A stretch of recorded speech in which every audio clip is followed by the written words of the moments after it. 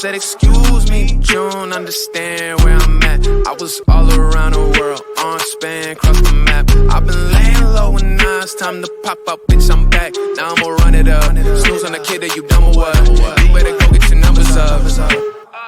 Now Greetings and salutation, everyone. Good morning, MCU Bleeding Itch. Today is a spectacular Monday report, and it's on What If Season 3, Episode 5 and 6. Good morning. Well, yeah. Well, It's morning somewhere. Yeah, it's morning somewhere. And first off, I was referencing, if you guys haven't seen this movie, Good Morning Vietnam, great comedy drama film starring our greatest REP comedian Robert Williams. Great film. Check that out. 1987 film. That's what I was trying to do. Like Good Morning Vietnam. Here I was saying Good Morning MCU Bleeding Edge, folks. You gotcha. A nice little twist to it. Exactly. So anyway, as you guys know, today it's Monday, so we're back again to do a review on What If Season 3. Of course, we're going to discuss Episode 5 and 6. Tonight we have a couple of guests. Hopefully they can make it, but we have one here. Let me introduce him. He's the man, the myth, the original author of The Time Lord. He's the man that gave me my name. And this is Raymond, aka Mr. Booze and Chill. Hello, sir. How you doing? Pretty good. Here, just finally back. Has been a while since I've been here. Just missed out opportunities. It just stuff gets in the way, It's been so long since you've been back that it might have been season 2 of What If since the last time you were on here, I think. Oh yeah, possibly a little longer. I want to say, but yeah, glad to be back. I'm gonna babysit the shit out of this wild turkey whiskey while we do this thing, man. Oh man, drinking wild turkey. Wow. Yes. Well, Mr. Booster Chill, it's great to see you again. Check out his channel, folks. He's great at making really great, these mix of drinks that I heard was really great. I actually been to his show one time. It was for the Beer Juice, like theories and, theories and fan stuff that we were kind of discussing before the sequel came out last year. But anyway, look, we got one person here who is True Knowledge, and that's Jeff. Jeff, how you doing, brother? I'm as True Knowledge as I possibly can be on Monday 1/13/2025. January is going by very quickly. Which really sucks down here in some fucking Southwest Florida because it's so hot that the winter months just fly right by, and it's the only time of the year where it's not killer heat. It's good to see Raymond back on the MCU's Bleeding Edge. We missed you on here, brother. We like to see you rotationally every so many months or whatever, popping by, you know what I mean? We've got some good stuff coming up to cover in the next couple of months. So hopefully we'll be able to get you to come back when Daredevil comes out. That's right. I forgot about that. And The Last of Us Season 2 is coming out too. That's coming out, and Andor is coming out. Okay. All around the same time. Yeah, all around the same time. That's too much. But I think I'm leaning towards more Daredevil because I was a huge fan of what they did in the first season on Netflix, or when it came out on Netflix. And I'm wondering what Disney is gonna do, and I hope they don't mess it up. Because I heard some things about the CEO of Disney Plus having issues with Ryan, and they were going at it, and they're still going at it. And I hope that doesn't happen to Daredevil, because like I said, the Netflix version was just fucking on point. I think Daredevil will be put in that category that Echo was put in. You remember Andres? How they have they have that new category for R-rated content or whatever on Disney Plus. Okay. Special presentation or something like that. I don't know, something like that. They have a new category now for for their R-rated type content. For rotten kids. That's what that means. That's where Daredevil will go. It'll be in that category, I think. actually honestly, I don't see how you can fuck up Daredevil. Like they brought back all the same people from the show, basically, right? Yeah. Like except for the ones that were dead. You know what I mean? And they got the Punisher to come back too to be a Daredevil, right? That's going to be good. Everybody likes the Punisher, right? Although I've never seen the Netflix Punisher show. I never have to this day, unfortunately. Whoops, my bad. Oh, I thought you were like giving me shit for not watching the Punisher. But I'm more geeked out on Andor season 2, just because Andor was so good the first season. So I'm really excited for Andor season 2. Like I think Daredevil's like a given. You know what I mean? Like it's kind of a layup. Like I don't see how they can fuck it up really. They already did reshoots and everything and all that on it. Like when it wasn't going well or whatever, they went back and scrapped a lot of shit, and tossed it out, and redid it, and all that. So I'm pretty sure that they probably got it figured out. But Andre's pop culture guy, sir. How are you, sir? How is your evening going and your January going? Pretty good. It was a fun weekend. I had some bowling with my friends, and hopefully tomorrow, I don't know if this is going to be true, but hopefully I can see Nosferatu tomorrow with my friends. Oh, so that'd be good. Yeah, but I can also officially say this is true. Next Sunday, I am going to see the Wolfman early in the morning, so that's going to be exciting to see. What? That's out already? It's coming out this week, Friday. I gotta make plans. Nosferatu is really good. I really enjoyed it. It's really, really well paced. I saw it on Saturday night, and I saw the advertisement for Captain America 4 at the theater. They had like the big cardboard cut out advertisement. With Red Hulk, Red Hulk or whatever, like punching Sam's shield or some shit like that. Oh my god, that is so cool. I wish they just kept the one with him holding the shield, just like the hands. Like that was really cool image. I don't really see how Sam Wilson is going to fight Red Hulk. You know what I'm saying? Like one-on-one. You know what I mean? Like I thought the same shit too. I'm like, he stands no chance, man. Like he's got no he doesn't have the super soldier serum. You know what I'm saying? Like all he's got is his shield and his wings. And Red Hulk It's flesh and balls. It's flesh and balls. From what they've depicted so far in the trailers, Red Hulk is like the size of like old Hulk. Like Hulk before Hulk got all pussified or whatever. That's how big Red Hulk is. He's big. Yeah. Yeah. True. Yeah, we'll see. Apparently his new suit is gonna be made out of adamantium, the Wolverine metal. I don't know. I don't know if that's going to be true. His whole suit's going to be adamantium. I don't know if I believe that. I don't know. So that's what I heard in the rumors, Bill. But speaking of Captain America 4, let's transition to this before we get our other panelists to get here before we discuss the episodes. What do you guys so far level of excitement for Captain America 4 right now? And is it your most anticipated film of 2025? Is this going to be your favorite film not favorite film, but is it your number one superhero film, of 2025, or is there other ones that you're more excited about? Starting with you, Raymond. Let's go from there. Are you excited for Captain America 4? I'm mostly, I think, like you said, I'm psyched to see the new suit. I didn't hear about what you said. That new, what was it? The titanium or whatever it was? Yeah, adamantium. I'm sorry. Oh, is that adamantium? I would have believed that, but then you said something else. I'm like, okay, that's new. All right. Disney's throwing a curveball on us. But no, I'm excited to see what the new suit can do. There's the wings. I love the wings that they added. The colors are pretty sick. It really makes them pop. And what else? And everyone is going for this movie to see the Red Hulk. That's really it. Fucking what's his face? Harrison Ford as the Red Hulk. Come on. That's why I'm going mostly. And of course to see the suit.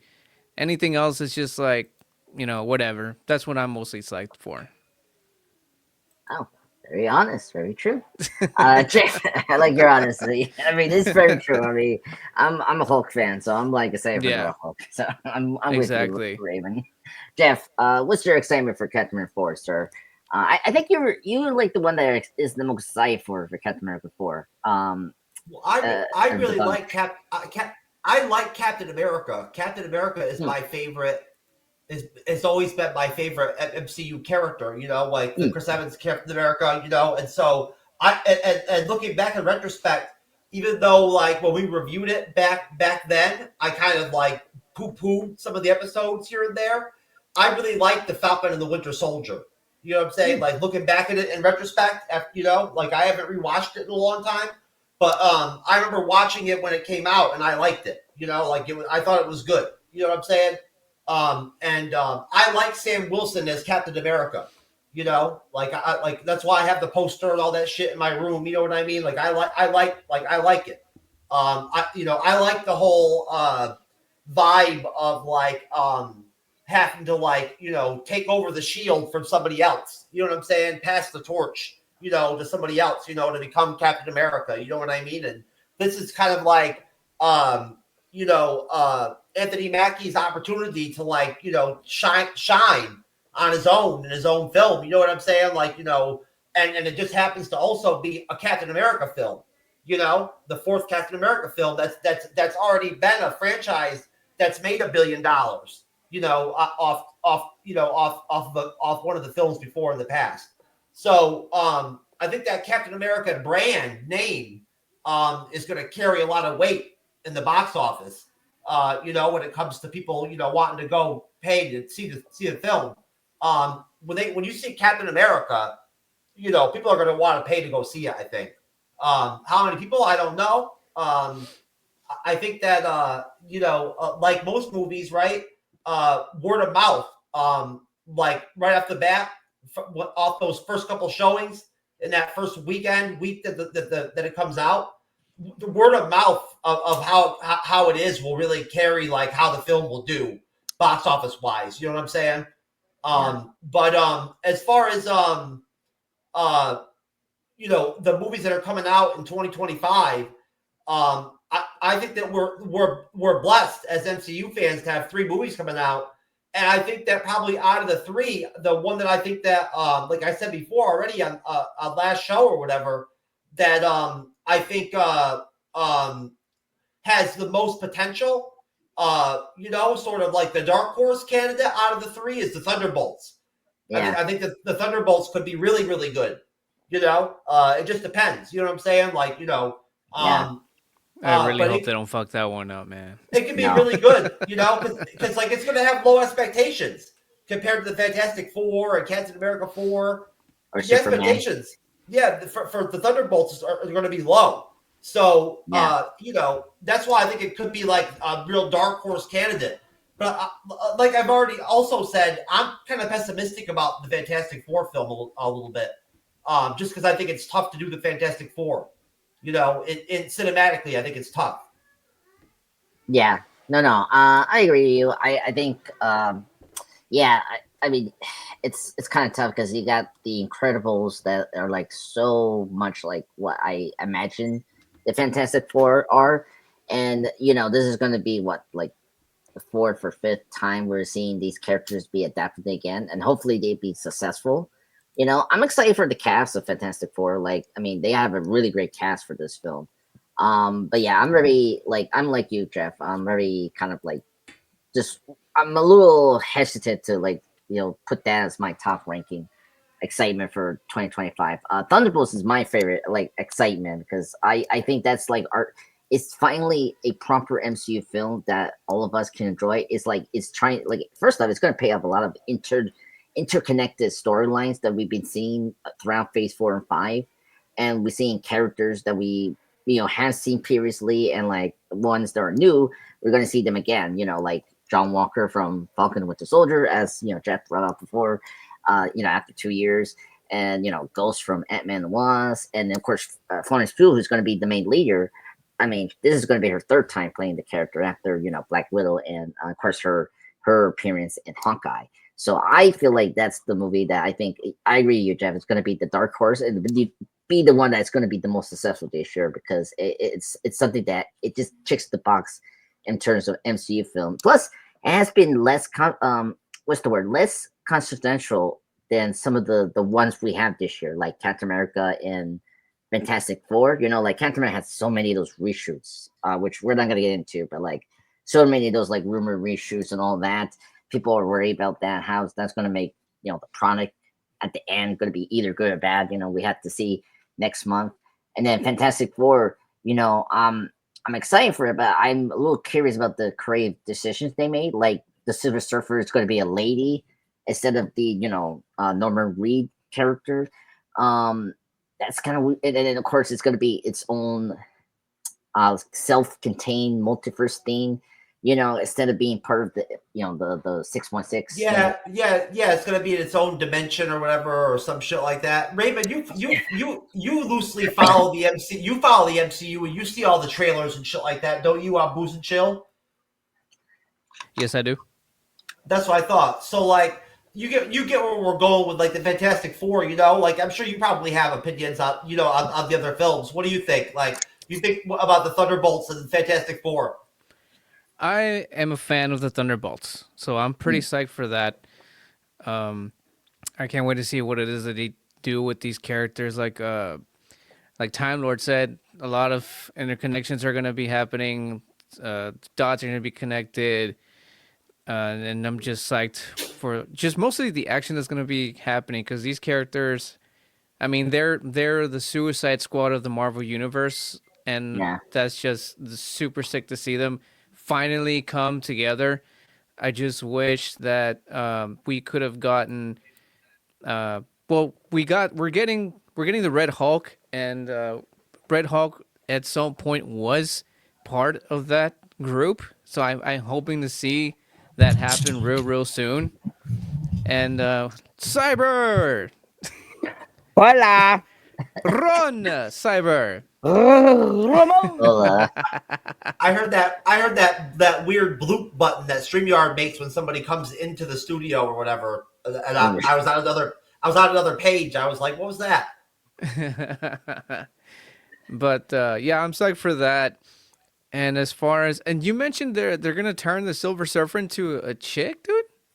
Yeah, it's Norman Reed's wife that's going to be the herald of the Galactus. By the way, Galactus is the main villain, which is cool for this version of Fantastic Four. We need to see, like, again, this. I think Fantastic Four is going to be an integral part of the multiverse saga. But the next Avengers movies, I mean, that's what's going on. Damn, when you said that, I was like, that blew my mind. Like, why are they gonna do that? No. Yeah, I know it's crazy, but I mean, we're getting Secret Wars. I don't know if they're gonna.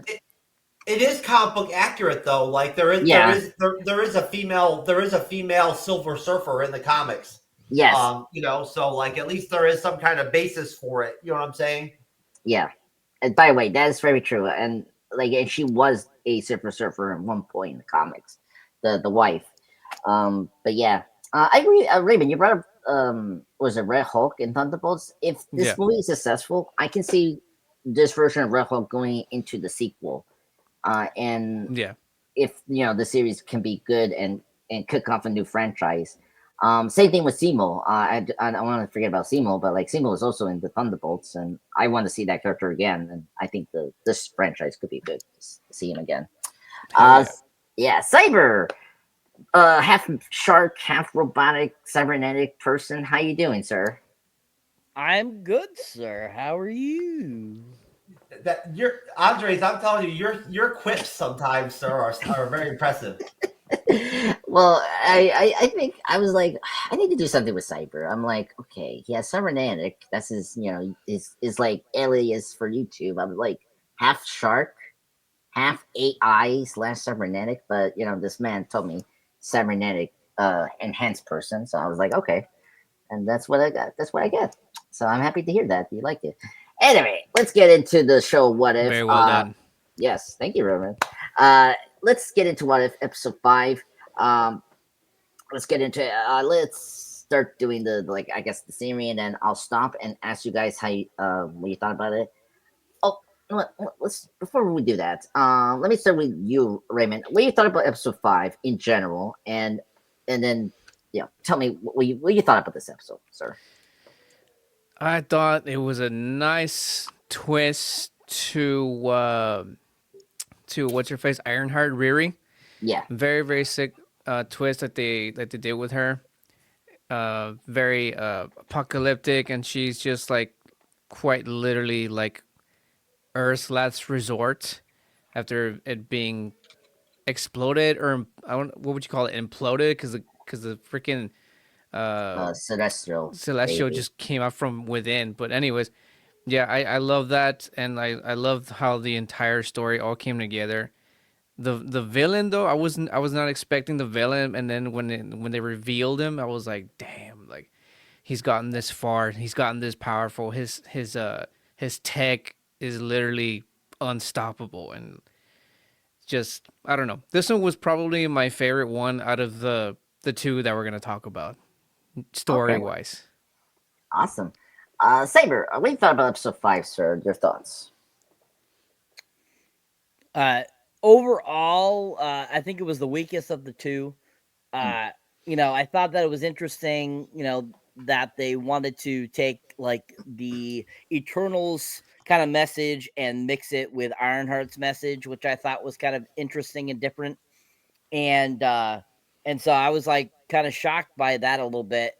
And but overall, I think that the episode itself, it was very, I felt incomplete, inconsistent, very hard to follow. It didn't like make too much sense. The characters did not embody the characters we are familiar with from Marvel. So I was a little sad by that, a little taken back in the episode from that. So I'd have to say overall, yeah, definitely the weakest of the two, I feel. No, I understand. Yeah, after Jeff, I'll explain, this crazy thing. Jeff, what you thought about episode 5? You like it, dislike it? I thought very much like I watched it. I'm echoing somewhere, like on somebody's head, but I can hear myself. But either way, I felt like I tried to put myself in the audience's shoes. That killed the echo. Whoever just did that. I kind of like tried. Thank you, Raymond. Like I tried to kind of like look at. I try to watch, this Marvel Disney Plus stuff sometimes, from like a layman's MCU fan point of view, like just a regular person just being introduced to the MCU, and I'm thinking to myself with episode 5, like, wow, like you really have to have watched like some obscure MCU shit to even know what's going on. Like Cyber said, like make sense of what's even happening. You know what I'm saying? Like, but from the beginning of the episode to the end of the episode, I did not understand what was like. What was their Earth like ruptured into like fragments or some shit, and they were like living on the fragments that were left of the Earth? Is that what they were like doing? I mean, I guess so. Yeah. Well, first of was Earth all broke up into pieces and shit or whatever, and they were just like living off the pieces of like the Earth? Basically, dude. Yeah. Yeah, that's what's going down, right? Okay, but I'm just saying, like that was it was kind of complicated, like that. You know what I mean? Like okay, you had to watch the Eternals, right, to even understand like basically what they're talking about. So from a mass audience standpoint, from like a general audience standpoint, they're throwing a lot at you in this episode. God, the worst part about echoing is that you could actually hear your voice. So I can hear should I just keep it? No, I can handle it. I can handle some echo, baby. But I'm sorry, overall, that would be my children. Overall, I liked episode 5 better than episode 6. I find it interesting the characters they're picking for this season of What If. Like it seems like they're really like pumping a lot of characters that we're going to see like soon. like Red Guardian and the Thunderbolts, Bucky, now Riri Williams, right, with Ironheart coming out later this year, right? You know what I'm saying? Like, I'm still not really sure what my take is on Riri Williams, but it was also kind of weird that they threw White Vision in the mix in there. Like, where did White Vision come from? Like out of nowhere. There's White Vision. There was no explanation or. Yeah, I feel like we should have the Vision Quest now because remember, Ironheart's supposed to come out before season 3 was supposed to come out, and I feel like I want to get into my criticism. I agree with you guys what you're saying about this episode like being the weakest. I think it's the most. I like this episode because it feels like the most what if. But as you're saying, Jeff, it's very what if. It's very what if. You're right. Yeah. It's a very what if kind of episode. As far as like how out there it is, the whole deal with it, like Cyber said too. Yeah. But like at the same time though, it's then the Watcher getting involved and everything. Like I don't know. Yeah, we'll get into that. Yeah, I know that was very weird. I promised that too. Yeah, it's definitely the most what if, but at the same time, the thing. First off, we have to blame the writer's strike. If we have Ironheart, and then of course, what was I saying? Vision Quest and some of the projects before this season, I think this episode could have been better. But here's the thing: we don't have Ironheart until June, and we don't know when Vision Quest is going to release. We don't know these characters, and so it's just really weird. Ironheart could be garbage, sir. I know. To be clear, it can be hot garbage. So like, let's put that out there. So I don't know how that would really help. Well, I don't think it's going to help people to know who was Ironheart. I mean, it's been who's Ironheart? Yeah, the only reason you'd know is if you saw Wakanda Forever. Yeah, exactly. That's what I meant. And same thing with Vision Quest. You read the comics recently, and so you know for the comics. Yeah, exactly. Like all of us know who Ironheart is if we read the comics and blah blah blah, that. But if you're like a Nobi who's not into these pop culture things, it is going to be confusing for you see this episode, And so the villain was confusing. It's like, who the fuck, you know what I'm saying? Like again, you wouldn't know, like who is Quentin Beck or whatever the fuck. Like okay, you know what I mean? Like that's obscure, Yeah, actually, I was kind of happy to see Mysterio. I love Mysterio as a villain from Spider-Man comics, and I was kind of surprised they used him. Because of the rights. I don't know, like if they were allowed to, but anyway, let's get into this episode. So speaking of the Watcher, like we get the usual thing of the Watcher, comment about multiverse thing and etc. And then we get into this episode about Ironheart, of course, Riri Williams from Black Panther Wakanda Forever, trans into the main premise. So Earth, we see the actual emergence of the Celestial from the Eternals. If everyone hasn't seen the 2021 film, these were a bunch of like enhanced people from space trying to stop this birth of a new alien inside of Earth's core. They stop it, but we see in this episode, what if that the emergence destroyed the Earth? And we do see that here. And so the Watchers kind of tell us, what's his name? The Watcher, something like that. The Watcher kind of explained that after the the emergence of the Celestial baby in the core comes out, we see like two fractions happen. We have the Avengers here trying to face off Mysterio, a Spider-Man villain from his collective Rose Gallery, and the main villain for the MCU film Spider-Man Far From Home, the second film that was released in 2019.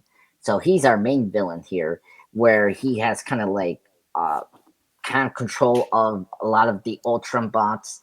He has control White Vision. Shockingly, I seen this episode. They didn't explain how. So Quentin Beck took over a lot of Stark Industries stuff. So he created like a lot of army drones called the ACER Federation, and kind of like subgraded the survivors in this new world order. So we cut into the present day. We kind of see our main, pretty much our main protagonist of this episode, Ironheart, like doing some surveillance here on this Earth here. Like she's looking at this warehouse and she's kind of like checking out this like cold phrase Rushville, and then she goes to this abandoned bar, and then she finds a person, and it's shockingly Shannon Carter. We got Shannon Carter here, aka the pirate broker in this universe. They don't specifically say pirate broker, so it's just Sharon Carter. The two are like making an exchange here. So Sharon acquired really a easy bake oven. We don't know why, for like some tech thing, and completely unenergetic one. And Reed asks if Sharon could get her more of these for some like invention. And Sharon asks if it's true she's using the device to build a weapon. And Curse, and Ironheart casually denies the rumor. And Sharon warns her that the Federation wants to get their hands on her, and it'll be over when they do. And so Reed actively destroyed their convoys. There's no no loss between these two. So despite the warning her about the Federation rival, Sharon portrays Ruby with the Federation, and so we see a bunch of like android, what's it, android bots attacking her in this like building, and so each of them. But here's the twist here, and this is where I really like this episode here, was you didn't know which of these robots are like fake or real. That was really cool to see. Like, yeah, that part was interesting, dude. Yeah, so it was really cool to see that. Typical Mysterio. You don't know what is real or not. So that was really nice. And so like she was trying to fire off her like repulsive technology and like blast them and see if they were real or not. So she tries to get out of there. So she was able to get out of the roof of the hotel, but the sentinels of these like bots kind of trouble with her, led by Light Vision. When I saw that, I was like, whoa. I mean, I was like, oh my God, Jeff, White Vision penis has returned. And now we can make the joke. and like, I was like, yes. And so I was like, oh my God, this is going to be the best episode ever in my mind. And it was like, I was like, wow, okay, this episode is really cool. And he's doing like almost like this like horror thing. He's like, very quiet. Like, first off, he doesn't talk in this episode, so it was really cool. Like, he was really a framed villain. So, but however, some approaching gunfire hits on them, and we see the resistance here, lead by so the first one from Shang-Chi, Michelle Yeoh's character Yin Din from Shang-Chi and the Legend of the Ten Rings, but she's not voiced by Michelle Yeoh. It's voiced by Michelle Wan. And then with the other survivors, it was with Wan, Valkyrie, and Okoye. And so they rescue her, and let me stop there. And so Riri was saved by them. So Raymond, let me kind of talk to you about this beginning. So up to the beginning, up to Riri being rescued by the Resistance. What you thought about that section? You mentioned the robots being fake or not. I can hear the echoes of like, what are they called, the alpha generations or whatever, because Riri's character is just kind of like coming at attacking these robots, going fake, fake, fake, fake, and my nieces, that's kind of like a thing now. They use the word fake for people who like are like liars or whatever. So I'm just picturing a bunch of young kids watching this going like, oh, that is so funny, because then to them that's like, oh, that's slang for us. So it's definitely hitting a very young generation, so that's pretty clever. Also at this point, I can't remember if this is where they introduced White Vision at this point, or was that way later? Right. No, okay. It's up to the roof. Yeah, we see him right there. That's right. So I like we never heard anything from the guy. We like, he just kind of disappeared after, what was it, WandaVision? Yeah, WandaVision. And it's like, okay, like they just saved him up for for a Marvel animation. So I guess, I mean, it works, I guess, because like again, they just left it at that. They just never did anything with the character, and I'm glad they brought it back. I wasn't expecting for him to come back in this way, but I don't want to get too far ahead. But I kind of, sort of, liked a little bit, kind of, sort of, that he was not in control, which just makes things very interesting for the protagonists and or the heroes. So that just kind of like he was the big guns for the Avengers, and to kind of reverse that just make things a lot more interesting. And I mean that's really I gotta say as far as that part goes. I don't want to get too far ahead. Okay. Oh no worries, no worries, man. I like what you brought up. Yeah. I was kind of shocked they brought Vision back here. I mean, Yep. As you know, so I brought up, that we were supposed to have the show around 2026, and so it's weird that he brought him here in this episode, which it makes sense. Like if you haven't seen Age of Ultron, like he was created by Stark, but I did have a lot of questions, like when did Stark Industry have Vision? But whatever. Jeff, let me ask you, what was your thoughts from the beginning when the Watcher explains the premise of this episode up to Riri being rescued by the Resistance? Go ahead. Yeah, I mean, again, it's a complicated, overall storyline, I guess you could say, or what if, to throw at you, you know what I mean? They decided to blend some interesting Marvel stuff together, which I give them credit for that. Like that I liked. I liked the injection of the Eternals with Riri, with the Falcon and the Winter Soldier characters. You know what I'm saying? Like White Vision from WandaVision. I like the Phase 4 MCU, like get together or whatever, and then you throw in Mysterio too. That's very interesting. But again, for me, I'm still what if with Riri's character. I wasn't taken to her really in Wakanda Forever, so I'm a little dubious about how her show's going to go. And I'm just surprised by some of these decisions they're making with who's in these episodes. Like, these characters that they're picking, it's really surprising to me in a way, I guess. In comparison to previous seasons of What If that we've already watched.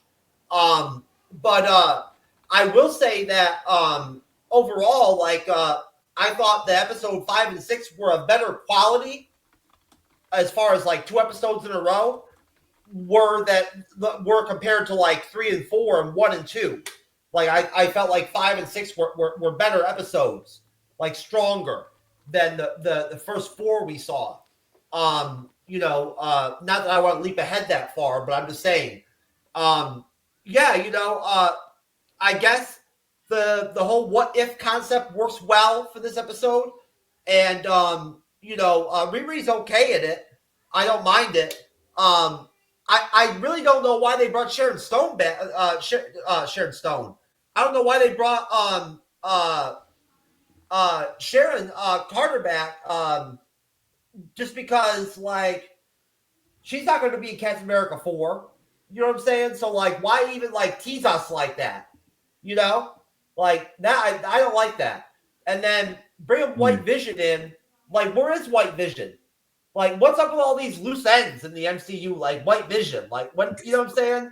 Like, when are they going to bring White Vision back in something?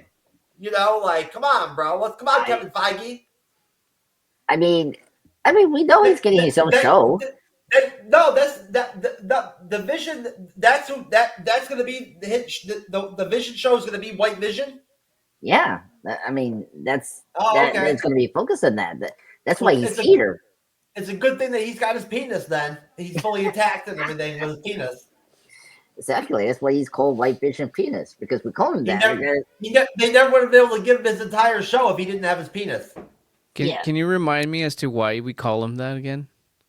Jeff, you explain it. You're the one that started it. I would assume. Yes. Well, because we're reviewing WandaVision. We were doing recaps before what movie? I don't know what. And he had this cheese theme here, and then we made. Then he started to flip it in a very sexual gesture, and I was like, "What the hell?" I already know what there's. Raven, you saw the clip, Raven. You've seen it. Yeah, you have to see the clip. It's so funny. I just lost my shit. I was like, "What the hell were you doing?" We're talking about deep, thoughtful, commentary on this episode, whatever we were talking about, and he just went out there with sexual jokes about white British penis. I think it became a recurring theme for a while. Yes, thank you, Saber. Yeah, it became a thing over. I don't know how many years now. I mean, it was crazy. It was fun. I can appreciate a good sex joke, man, as much as the next guy. No. I bravoed Mr. Jeff here because it was the greatest joke of all time. Raven knows. He's seen it before. He was on the show and I played the video in front of him. He saw it. Yeah. It was there in the show, hopefully. If you were there. All right. Saber, I hope you're enjoying your Applebee, sir. I hope you don't mind. What's your thoughts on the beginning up to Riri being rescued by the Avengers Resistance? Are you gonna finish that? Yes, I plan on it. Anyways, I mean, the beginning of this episode, I really wasn't digging it too much. I've come to kind of think about Riri, as I like to call her, not Rai, whatever they were calling her. I'm looking to see where that character develops, and with what little we got in Wakanda Forever, I'm not too thrilled about the character. I just think she's anything that great so far. So seeing her kind of be the main character in this, I was kind of like, but basically, the whole convergence actually happening, that was an interesting take. Actually Tep Tut actually came out of the earth, unlike what happened to him in the actual Eternals. I thought that was a cool concept, the exploding of the world. And I was like the same thing with Jeff. I like when they showed them living on rock and shit, I was like, I'm thinking to myself, I'm like, where are they living? Is that still supposed to be Earth? I'm like, I'm confused to tell too. I'm like, what the hell's going on here? I'm like, I don't get this. Why does Beck have this army on Earth when Earth supposedly was destroyed? I was kind of like going, okay, this is not really making sense. But of course, how the episode starts off, of course, always with the Watcher giving kind of a prelude to the episode. That's always great because Jeffrey Wright is such an awesome voiceover artist. I absolutely love listening to him talk. I can listen to him for hours on end. He just is so good. And he does such a great job with the Watcher. And I appreciate his, kind of what he does. And he gives us a really good interpretation, I think, of what the Watcher would be like. Even though we haven't seen him in actual live action form yet, or, if you're familiar with the comics at all, you probably, if you were a writer of comics or a reader of comics, I should say, you probably had like kind of a distinct voice in your head every time you listened to or reading a Watcher magazine, when he was in it, and you kind of have a distinct voice. And I feel like that would be Jeffrey Wright. I think he is that voice. So I think, that is really great about each episode anyways, as we get that kind of introduction to his character, which I think it was a really strong start on this episode particularly. But like kind of intermixing so many films into one episode is definitely, I get it, what if, but at the same time, you take out certain things that would be considered lucrative to an extent in the presence of the films, that you think would be very entertaining to the audience. And yet I didn't feel like, taking the ship from Love and Thunder with, of course, Miss Thalker herself, Valkyrie, and stuff like that. I thought that was kind of interesting. Decided to take that whole step and put it into the episode. And then, of course, bringing in all these other characters, I was kind of like, at first I was looking at them going, who the hell are they? And so as I'm looking at them, I'm like, okay, that's that one, that one's that one, that one. And then Michelle Yeoh's character from Shang-Chi, I would have never guessed that was her unless I looked it up. I had no clue that was her because she's in tactical gear like she's a freaking working for S.H.I.E.L.D. And I'm thinking to myself, I'm like, why is she in tactical gear? I don't get this. So definitely not the strongest start I feel for an episode. Like I said, I just wasn't really into the episode right off the gate. Even when all those characters came in, Wong and, Aoki and all of them and stuff like that. Yeah, that kind of brought it up a little bit for me, especially because Wong popped up. But the thing I disliked the most about this is none of these people were the actual voiceover artist from the films, which really upset me. I was like, why did nobody return to do their voice? I don't get this. So overall, a very weak start to this episode. I just want to reinforce that I also had no fucking idea who some of those characters were. The Rebellion team or whatever the fuck they were or whatever. Same. I had no idea who the fuck they were. Yeah, no, I agreed. Well, not only that, but it was like, these are the people that survive. Like, you think it'll be like Hulk or like some other hero we know, like maybe Wanda. Same fucking thing. I'm like, what the fuck? yeah, and it's like, it's so weird. It's like, why we have these guys here? Like, I mean, Valkyrie. I mean, look, Valkyrie makes a lot of sense. Who was that butch white chick that was like the leader of the resistance or whatever? Who the fuck was that? I don't know. She's supposed to be in. You son of a bitch! You caught me off guard. Yeah. I mean, no. By the way, I'm glad I wasn't sipping on the whiskey at that time. I swear it would come up my nose. It would burn like a motherfucker. Who was that bitch? I'm still trying to figure it out. Apparently, it was Sharon Stone. Yeah, Sharon Stone. Yeah, Sharon Stone. My God. You know what was annoying? Because out of those Avengers survival, Tessa Thomas, who does play Valkyrie, like did voice her, so hard. It was very hard. Yeah, so it was weird. They couldn't bring the other actors. I don't know. It was just weird. Anyway, I thought the lineup was weird. It's the same thing with episode 1. I hate that they don't like pick very good members of these like versions of the Avengers. It's like, you don't need many, and don't pick these random people that no one knows. I think that's the whole point of What If, really. It's just like keeping it very interesting that way. I know, but like at least pick a supporting character that I know. Like at least for War Machine in this episode. Like, I like War Machine. And I mean, you could blame the MCU, blame Marvel Studios for for Phase 4 where they blasted the populace with 5 Disney Plus series in 1 year and like 4 movies or whatever. Yeah. You know what I'm saying? I get it. That's what they're working off of right now in What If. Yeah. Yeah. Or Phase 5 too, because we do have a couple of Phase 5 here, but whatever. I think it's like a process of elimination. They're just kind of throwing out just random ideas, see just kind of what works. Yeah. I think that's what they're doing.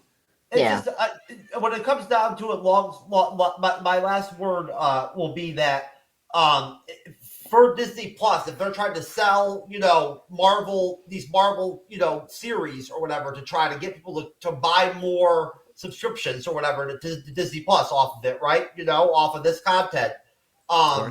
If you're not locked into the MCU zeitgeist, right? Like, you don't know who the fuck any of these people are in these episodes, or like what's going on. You have no idea if you're not locked in. That's the only problem. One thing I have to say about What If, it's not a good vehicle, right? To convey to your mass audience type participant that's just going to take it in and be like, okay, this is Marvel. That's all. Yeah, no, I agree.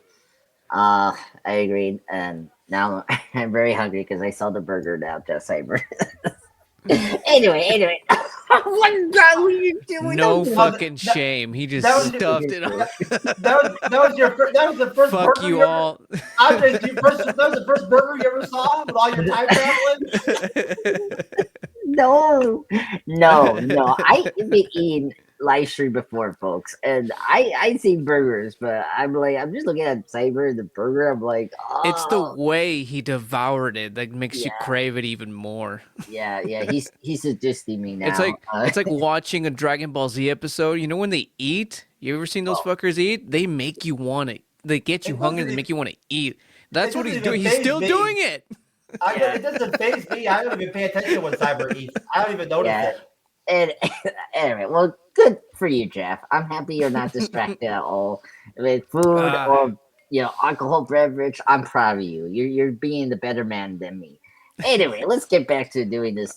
Cheers to you, review. Cyber. Yes, cheers to Saber. I got my water here. Cheers. No Gatorade here, folks. Anyway, let's get back to the episode here. So, after being rescued by the Avengers Resistance, I don't know what their name is, Resistance, whatever.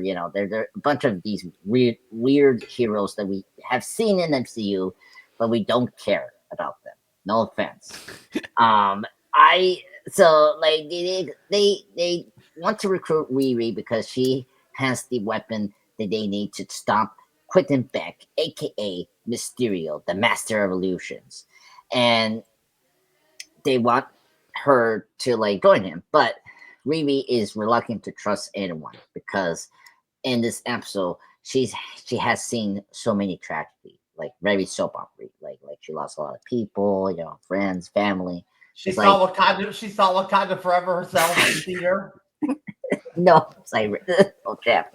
She didn't see Wakanda Forever. That's in this episode, but maybe it could happen. But anyway, so she's seeing Wakanda Forever, because I don't hate Wakanda Forever, but a lot of you guys hate it. So she hated the movie as well as you guys, and so she's traumatized about Wakanda Forever.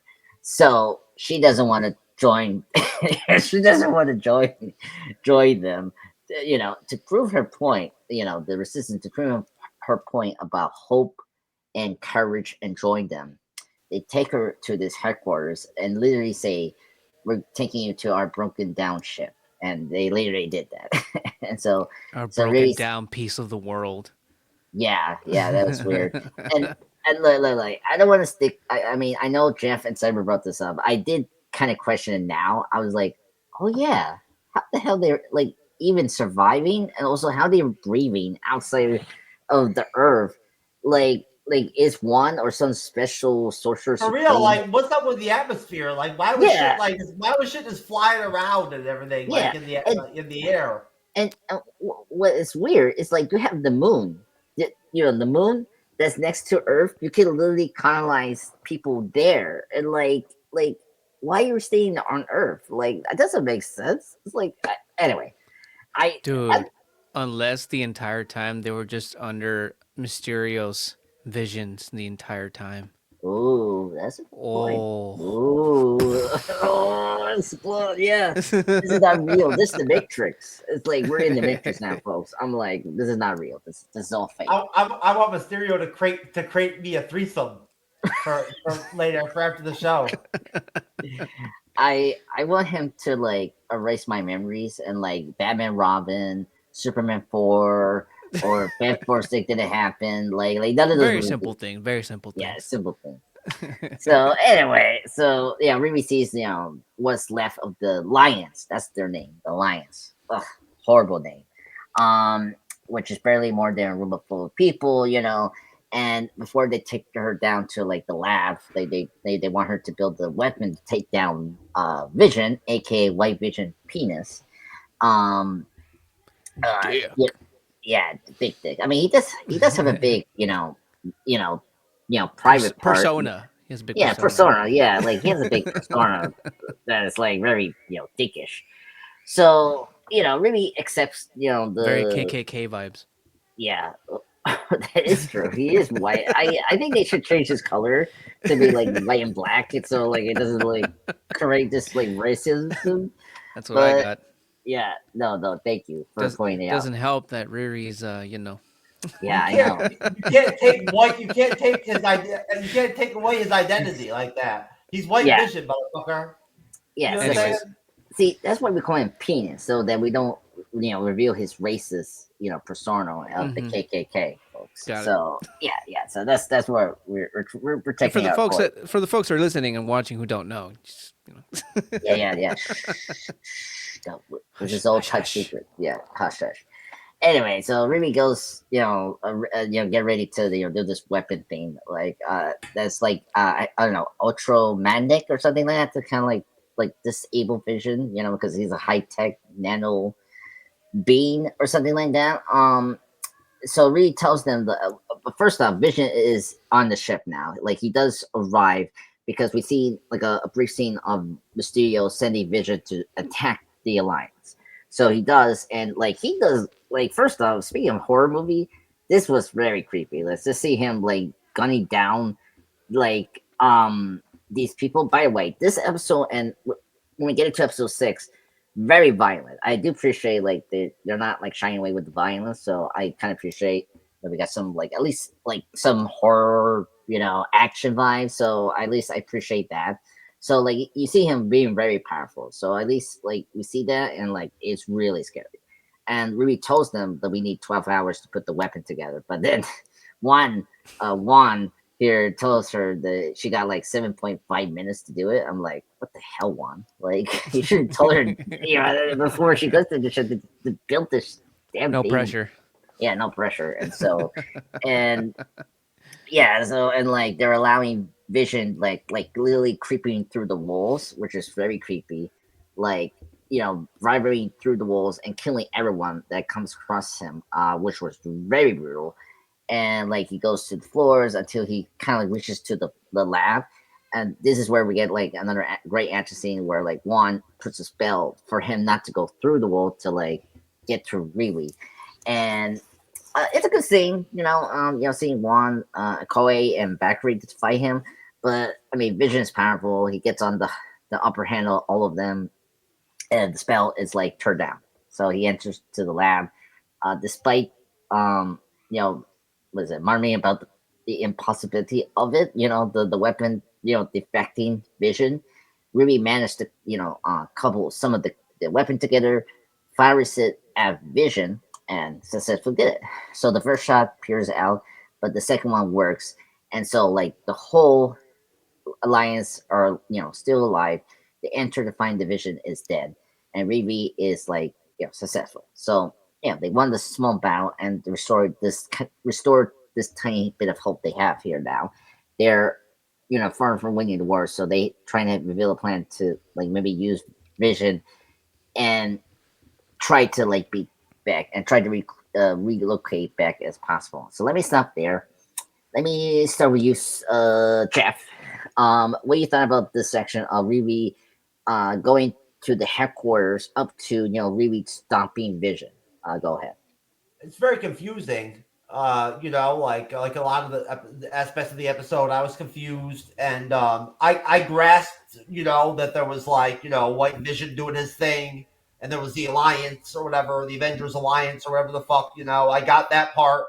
And they, when they took out when Riri took out Vision, I really didn't understand what the fuck or whatever they did to her or whatever to make her into into Vision. You know what I mean? Like or whatever, like that was kind of complicated. I was kind of like, okay, like that was kind of out there a little bit, You mean like how she got the suit? You mean? like how that all played. Yeah, because that's kind of where we're at, right? Like so, yeah, like okay, yeah. I found You're right. You're right. that was kind of complicated. You know what I mean? Like that's pretty much it. Yeah.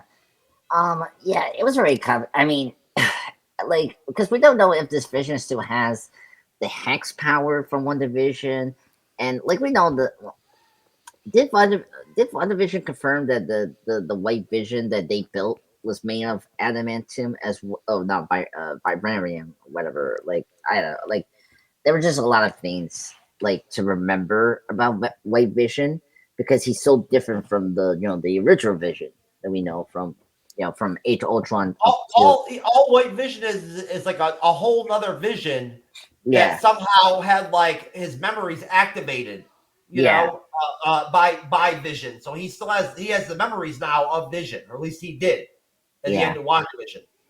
Yeah.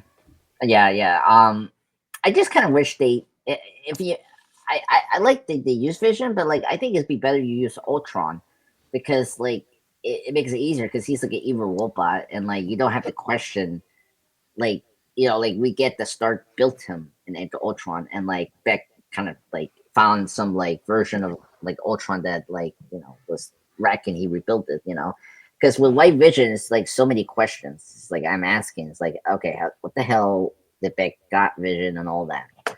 Well, they explain in WandaVision that White Vision is a reconstruction of the original Vision, and that they put a fake stone in him to make it seem like the space stone or the Mind Stone, and basically that's the reason why he's able to get the memories back. That's why the Hex Vision, is able to give him his memories back, is because they're stored in there from the previous body that he had. So they explain that in WandaVision. So that is Vision. It's just he's been re-altered. Yeah, re-altered. Yeah. No. Now I remember. Yeah. That makes a lot of sense. Yeah, because everyone haven't seen before. He had the Infinity Stone, and of course, this new version, this remodel version of Vision, didn't have one. They just built like a like microchip one, to like replace the Infinity the Mind Stone that he had in his forehead, and so of course the Hex Vision that we saw in WandaVision gave him his memories. Yeah. Now I remember a little bit of that. Yeah. Cyber, let me get to you. What you thought about this section, like really creating the weapon in the headquarters up to her stopping Vision? I guess this would be the part that I thought was probably the least stupid. Honestly, like in all of this episode, it definitely was the most like I felt kind of like action packed sequence. White Vision popping up and coming in and doing his thing, I thought was really fun. Them trying to hold him off and stuff like that.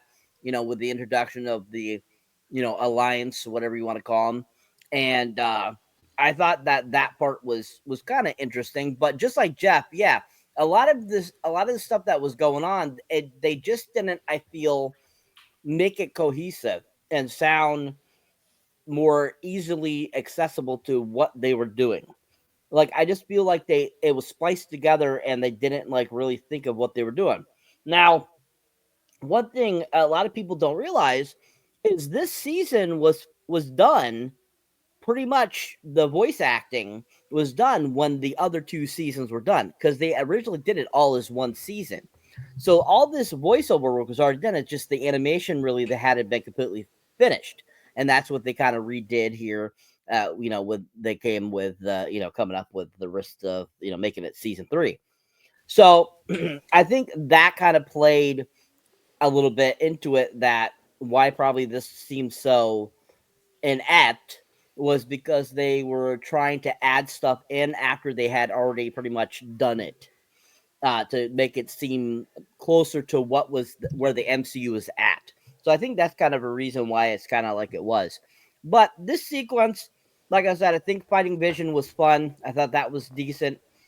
Leading up to her becoming the suit Vision, basically after defeating him, I was like, what the hell is going on here? I didn't get it. I didn't get how she got him to be a suit. That was just weird. And I would get it like if she was like taking it apart and putting pieces of him on her. I get that, but it just seems all of a sudden it's like, and she all of a sudden had it. I was like, what? It's Ironheart time. Takes out a morpher. Yeah, like it was like almost like Animorphs. I was like, what the hell? Like, but anyways, so I thought this was definitely better than the intro of the episode, and I had some kind of entertaining moments. Yeah, I agree. Oh my god, yeah, that is true. It is definitely Power Rangers in that moment. That's Dude, very cool. For real. Raymond, Ramon, tell me about your thoughts on Riri in the headquarters up to her defeating Vision and becoming the new Power Ranger for this universe.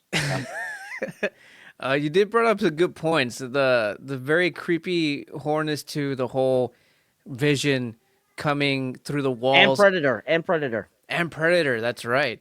Yeah. I did love that sequence where he's just like going through each floor, like just like nothing, and he's just taking down all these guards like they're just like freaking bowling pins, and I thought that was really really cool. And I think it was Jeff who brought up the topic of how she even pulled off taking apart Vision and suiting up into quite possibly the White Ranger. But at the same time, if you think about like how this whole entire MCU universe even started, where what's his face, Tony Stark was in a cave and he built his tech in a cave with whatever scraps he had. So I kind of sort of see that reference to the first Tony Stark movie, where except in this case, it's super upgraded, super tech, super like nanotech and vibranium or whatever. So I kind of see that reference. That's a kind of, I guess, like their homage to Tony Stark in the cave. You know what I mean?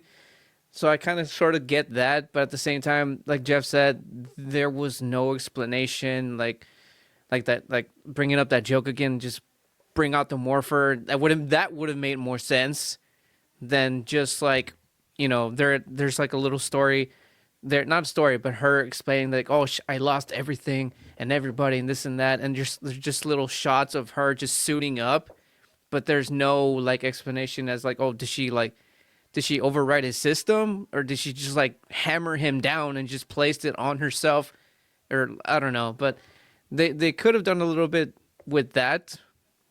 But at the same time, I do like the outcome of it. I did like how she looked. I like the new look.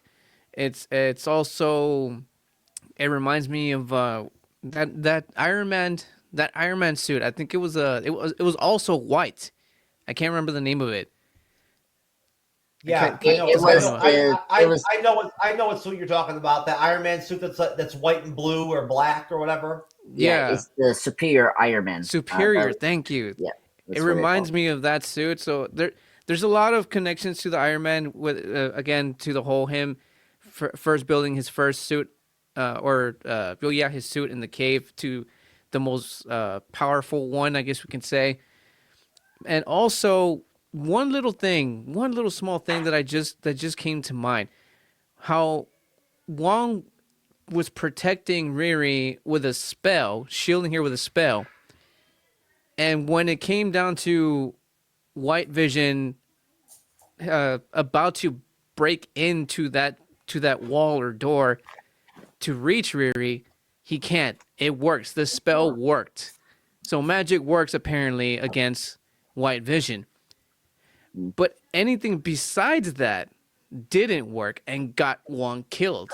So that part kind of confused me. I'm like, it doesn't make sense to me that because Wong is supposed to be the superior, the supreme, and that worked. But anything else he threw at Vision, just like no, that was a no go.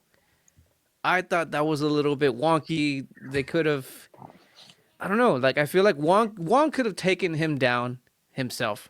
I think personally, but again, it's what if they have to give this twist throughout the entire thing. Like there's no beginning, there's no end. It's just twists all throughout.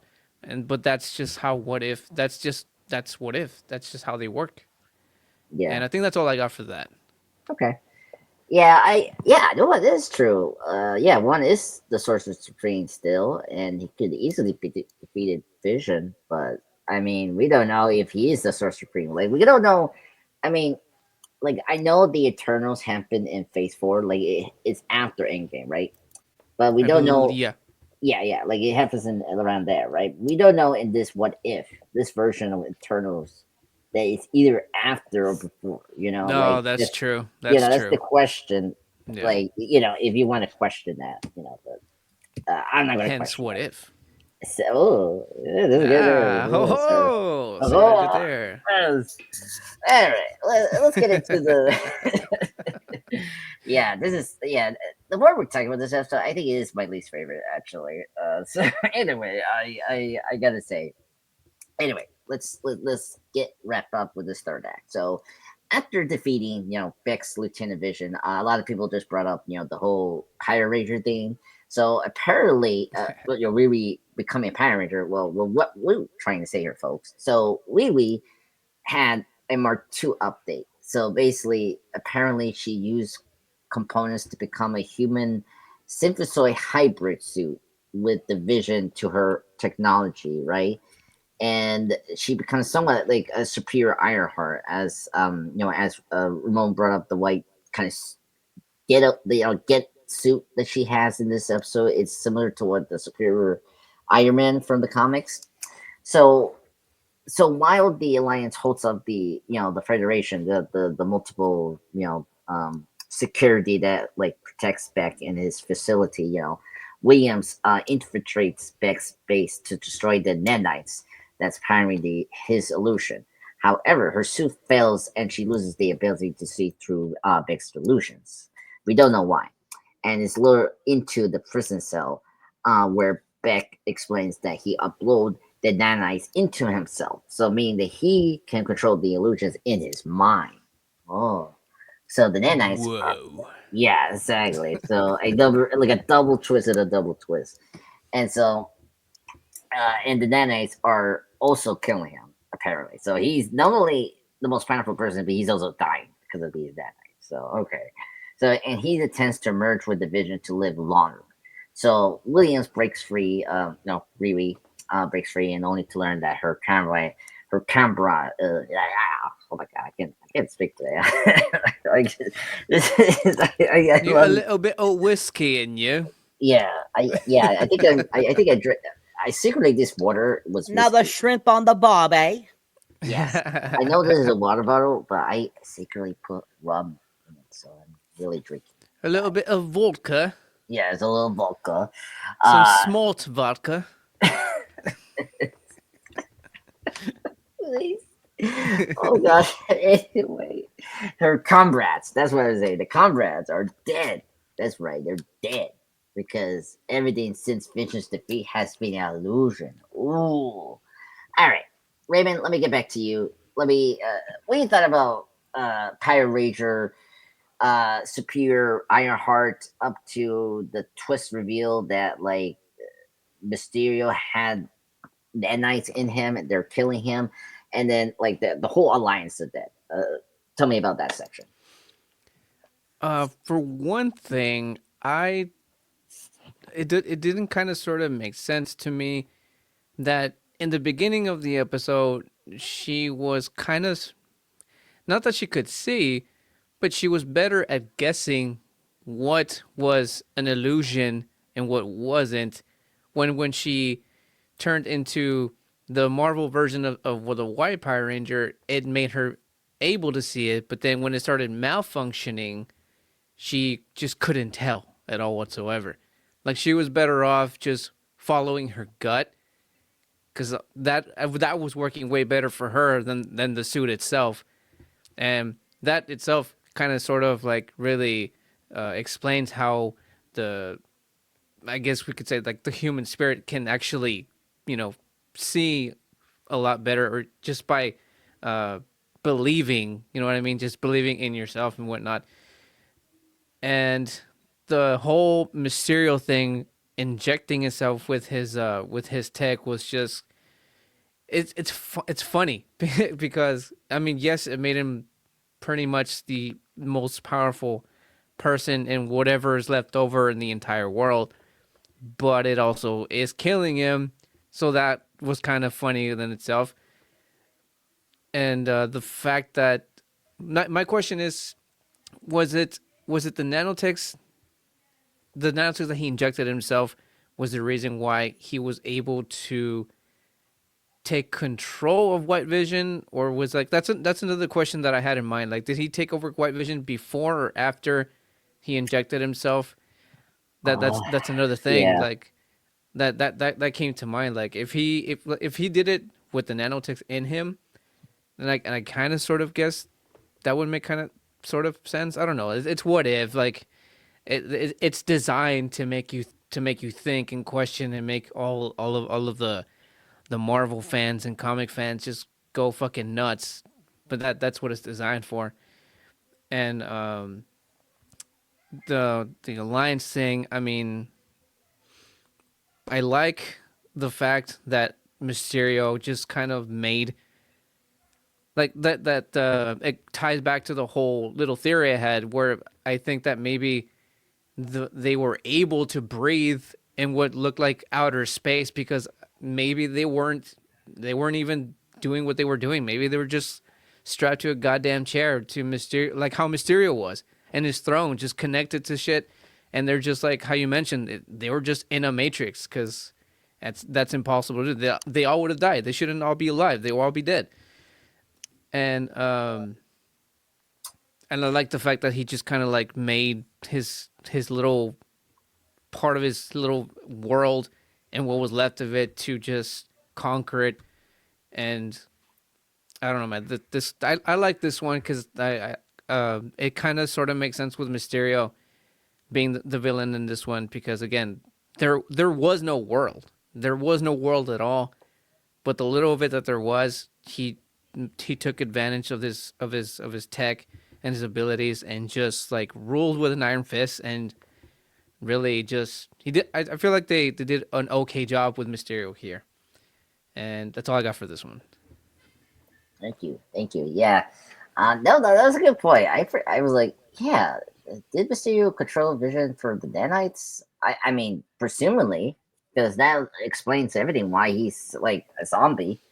So yeah, because I mean, with him by himself, I really doubt he would be able to pull it off.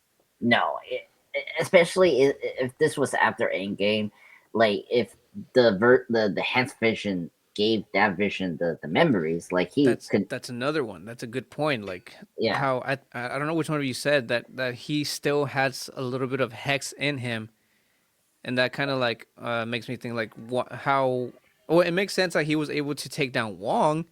Yeah. But, and also brings up the question, like, how was he able to get controlled if he still has that hex in him? Yeah. If you think of it, it's like a little like I don't know, if Mysterio have like a Power Stone, like a stone, then it makes sense, like because that could easily overcome him. Yeah, but then Cyber also mentioned that it was a fake one. Yeah, I know. Yeah, a lot of questions about how the hell. What if, man? It's designed to keep us insane, man. Yeah, no. You know what? It could make this episode great if Mysterio had the lizard, and then I think it made more sense. But anyway, I'm like, yeah. We digress. Yeah, they digress. Yes, thank you for saving me there. Jeff, let me get to you, sir. What do you thought about this section of Pirate Ranger, Riri, and then up to the twist? I didn't really understand. I didn't understand what was going on with the nanobites or whatever. I didn't get any of that. I didn't understand it. All I know is Riri became Vision. She put the Vision skin. She put the skin on or whatever, and then like and then Mysterio was taking it off of her, and then she got it back on. That's all I know. Other than that, I have no idea what the fuck you guys are talking about. Is such an old man ranting here. I don't get it. I don't understand these young people. Yeah, I feel so bad now. They lost me in that part of the episode, sir. Yeah, I mean, Iron Man has nanotech. He built it. Like I understood that from like Infinity War, but yeah, it's just weird, like how powerful these nanites are in this episode. Anyway. We finally had our guest here. William, how you doing, sir? How you doing? Thank you guys for having me. I do appreciate it. How y'all doing? Really good. William. How you doing? Good to be here again. What's up, Jeff? Hey, what's up, brother? How you doing? Good to be here, man. Good to be here. Got off late from work, did my show, and here I am. So we are here. You're lucky you just made it just in time to talk about episode 5, since that was such a big thing for you. Man, look, the thing about it is this, and this is my whole thing about the whole What If series. And I don't know how you fellas feel about it, because I wasn't here to hear it. To me, it was so far, it's just been lackluster to me. I don't know if you guys feel that way. I just don't feel like they centered the attention around the right characters outside of the watcher. I just don't. I'm not feeling it like I'm feeling in the previous series, in previous What If series. I don't know how you guys feel about it, but I just don't feel like it's been like that. And we've had those discussions, William. I get where you're going, man. You know what I'm saying? Like, you know, with the characters they've chosen to be in these episodes and all that. Yeah. You know, it is interesting. You know what I mean? And I do think there's been a drop off too. With What If so far this season, compared to like the first season. You know, yes, we've had those discussions. I'm sure over at Geek Gauntlet, you guys probably had those same discussions. Yeah. Mm-hmm. And the whole thing with Peggy Carter, I know I'm gonna get some hate on this. I'm not a Peggy. Sharon Carter. Sharon Carter. I'm not a Sharon Carter fan. I'm really not. And I don't understand everybody, man. You can't please anybody. What's that? You can't please everyone. It's all right. I just don't understand the emphasis that they put around her like that. Peggy Carter, you're talking about, yeah. No, I get where you're going now with Peggy. Yeah, Peggy. They went crazy with season 2 with Peggy. They did. I just don't get it. I don't understand why you could have taken this in a different direction and to make it more interesting for everybody as fans. And there's theories out there, if you go Google them, on what they could have done to make What If better. And Marvel, for some reason, didn't listen. And it's just been lackluster. And I'm hoping we don't see this out of other shows in the future. William, where we're at is we're 3/4 This of proves the way my point, through. though. What's that? What was your point? Go ahead, Raven. That What If is just designed to keep the MCU fans and comic fans just fucking completely insane. I agree. Yeah. I agree. We're almost at the end of episode 5, so we're getting towards the end of the episode. So if you want to catch up and talk about what your thoughts were overall on episode 5, have at it. I think centered around Riri, it's like, first of all, who here likes Riri? Who here really look at Riri and say, I love Riri? Who says that? Nobody. And again, it comes back to what Raymond just said. The drive people crazy. You put Riri in a position that she shouldn't be in. That she shouldn't be in at all. Can you imagine if that shine went to an actual Avenger? They've already said that there's been rumors that Marvel wished that they could have just not even done her show. They could have just thrown it out. Yeah. You know you know? I don't understand. I don't get it. Why they're doing it. I don't understand it. I just don't. And Marvel needs to do a course correction on this. I think it's just trial and error, like I mentioned earlier. They're just throwing out whatever and seeing whatever sticks, hits. like a dartboard. Throw whatever at a dartboard and see what sticks. That's what they're doing. It is What If, but it does seem strange, doesn't it, William, that all these characters that they're showing in these episodes are ones we're going to see this year. Yep. You know what I mean? The Bucky, the Red Guardian and Thunderbolt, right? Yep. Obviously Ironheart, right? Yep. And I get it, but does it? And I get it because you're trying to foreshadow these characters for later as they be brought onto bigger platforms. But that doesn't mean it's going to be interesting or right. Did you understand? Did you understand episode 5? Because that's what I was just explaining. I couldn't even understand what the fuck was going on. I didn't understand half of it my damn self. Because the thing that got me was the thing that lost me was when she became part of Vision. And what is that supposed to do? Try to elevate her as the next Iron Man or the Iron Man like character? I don't know. Superior heart. Man. She's not an interesting character. And to build stuff around her like that, I think it really does us. I really think, but I really think when you make something off a character that's not interesting to all of your fans, you do all your fans a disjustice. True. I really think you do, and I don't think Riri's that chick. Where's her pedigree coming? I don't know.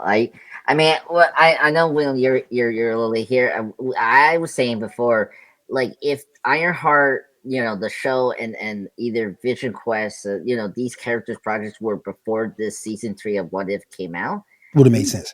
Yeah, it could have made sense. But the fact that we're getting this before Thunderbolts, before Ironheart, blah blah blah, the projects, it doesn't make sense. Especially this episode, it's like, who the hell? Like, Ironheart. Like, I know, like, we have Wakanda Forever, but like, it's been 2 years or whatever. Right. It's just so weird. And in this episode, why we have these characters like Juan, Frankery, and then the character from Shang-Chi, like, she should have been in the episode 6. More sense there than this episode. It doesn't make sense. I don't get what they're choosing these random characters and stuff. It's just so weird. I just don't get the character roster for what I don't get. I get it from a standpoint of what Jeff was saying, that you're going to see these characters in bigger platforms later this year.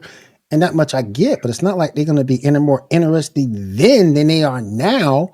And it's not like you've done anything to show a backstory to any of them. I mean, you have to go back and look at Black Widow to have any idea what Red Guardian is if you're not a fan of the comics. Yeah. So, I mean, I don't understand it. I don't get it. I just don't. People rag on DC because all they've been centering around Batman, Superman, Wonder Woman, Justice League. But at least their fans know who the characters are. And at least they're being marketed in the right way. I don't know what the hell Marvel's doing. Yeah. No, I agree. Like, you look at the shows we have at DC, like Harley Quinn. Like, I mean, Harley Quinn is the most popular character. People know her, like, at this point. And then same thing with Batman, Kid Crusader, and My Adventure Superman. Like, it makes a lot of sense than Marvel was doing. I mean, and getting back to like the episode, I want to ask your opinion about this section of the episode, William. But I think for me, I think we are going to head to a better direction after this season, after this season is over. I hope so. Like, because as Marvel has stated before, we're restructuring everything from the television side. Like, thank goodness last year we have X-Men 97 to show us that they're able to do a non-MCU kind of continuity version show. And the new Spider-Man show looks really good. So it does. Yeah, so I have confidence what they're doing with their television side. But yeah, it's just, I think this season, I feel like this season I feel like we didn't need it. And it felt like we needed to put this out because it was like the last reminiscence of the last regime of Disney with Bob Chapek and that, Yeah. And that's the unfortunate part. And it's sad because I love What If. It's a cool concept, but like, I just don't. I talked to my friend yesterday about What If. It's like, I don't like the storyline interconnected, and it's like this show supposed to be Black Mirror or Twilight Zone for the Marvel stuff, and it's like, whatever. Anything else with them you want to say before I throw you? What should I do, Jeff? Help me out here, brother. This is all new to me now. What you should do is you should go over to Cyber, and get his thoughts on that section of the episode, and then just wrap up the final part of the episode. Yeah. Let me do that. Saber, sorry about the tantrum there. We have to go very deep, and thank goodness Jet control himself. But anyway, hopefully he didn't bring up white vision penis. But hey, this is MCU Bleeding Edge, baby. We're gonna be very deep and sexual. Anyway, Saber, Saber, what do you thought about Power Ranger, Heart Ranger, as Ramon affectionately call her? Heart Ranger. Heart Ranger. Heart Ranger, yeah. Heart Ranger becoming Heart Ranger, up to the twist that everyone died, like basically everyone died. And, it was all an illusion. Go ahead, sir. So, put it simply, Power Ranger Riri was the stupidest fucking thing ever. Preach, brother, preach. And we preaching to the choir, bro. We already saw this in Wakanda Forever. We also said that we saw Predator 2 in that. So we're going to say Predator, Power Ranger, Riri here. Her getting the Vision suit. I didn't care for it. I didn't care for this whole part, the whole illusion thing. We saw that in Spider-Man, Far From Home.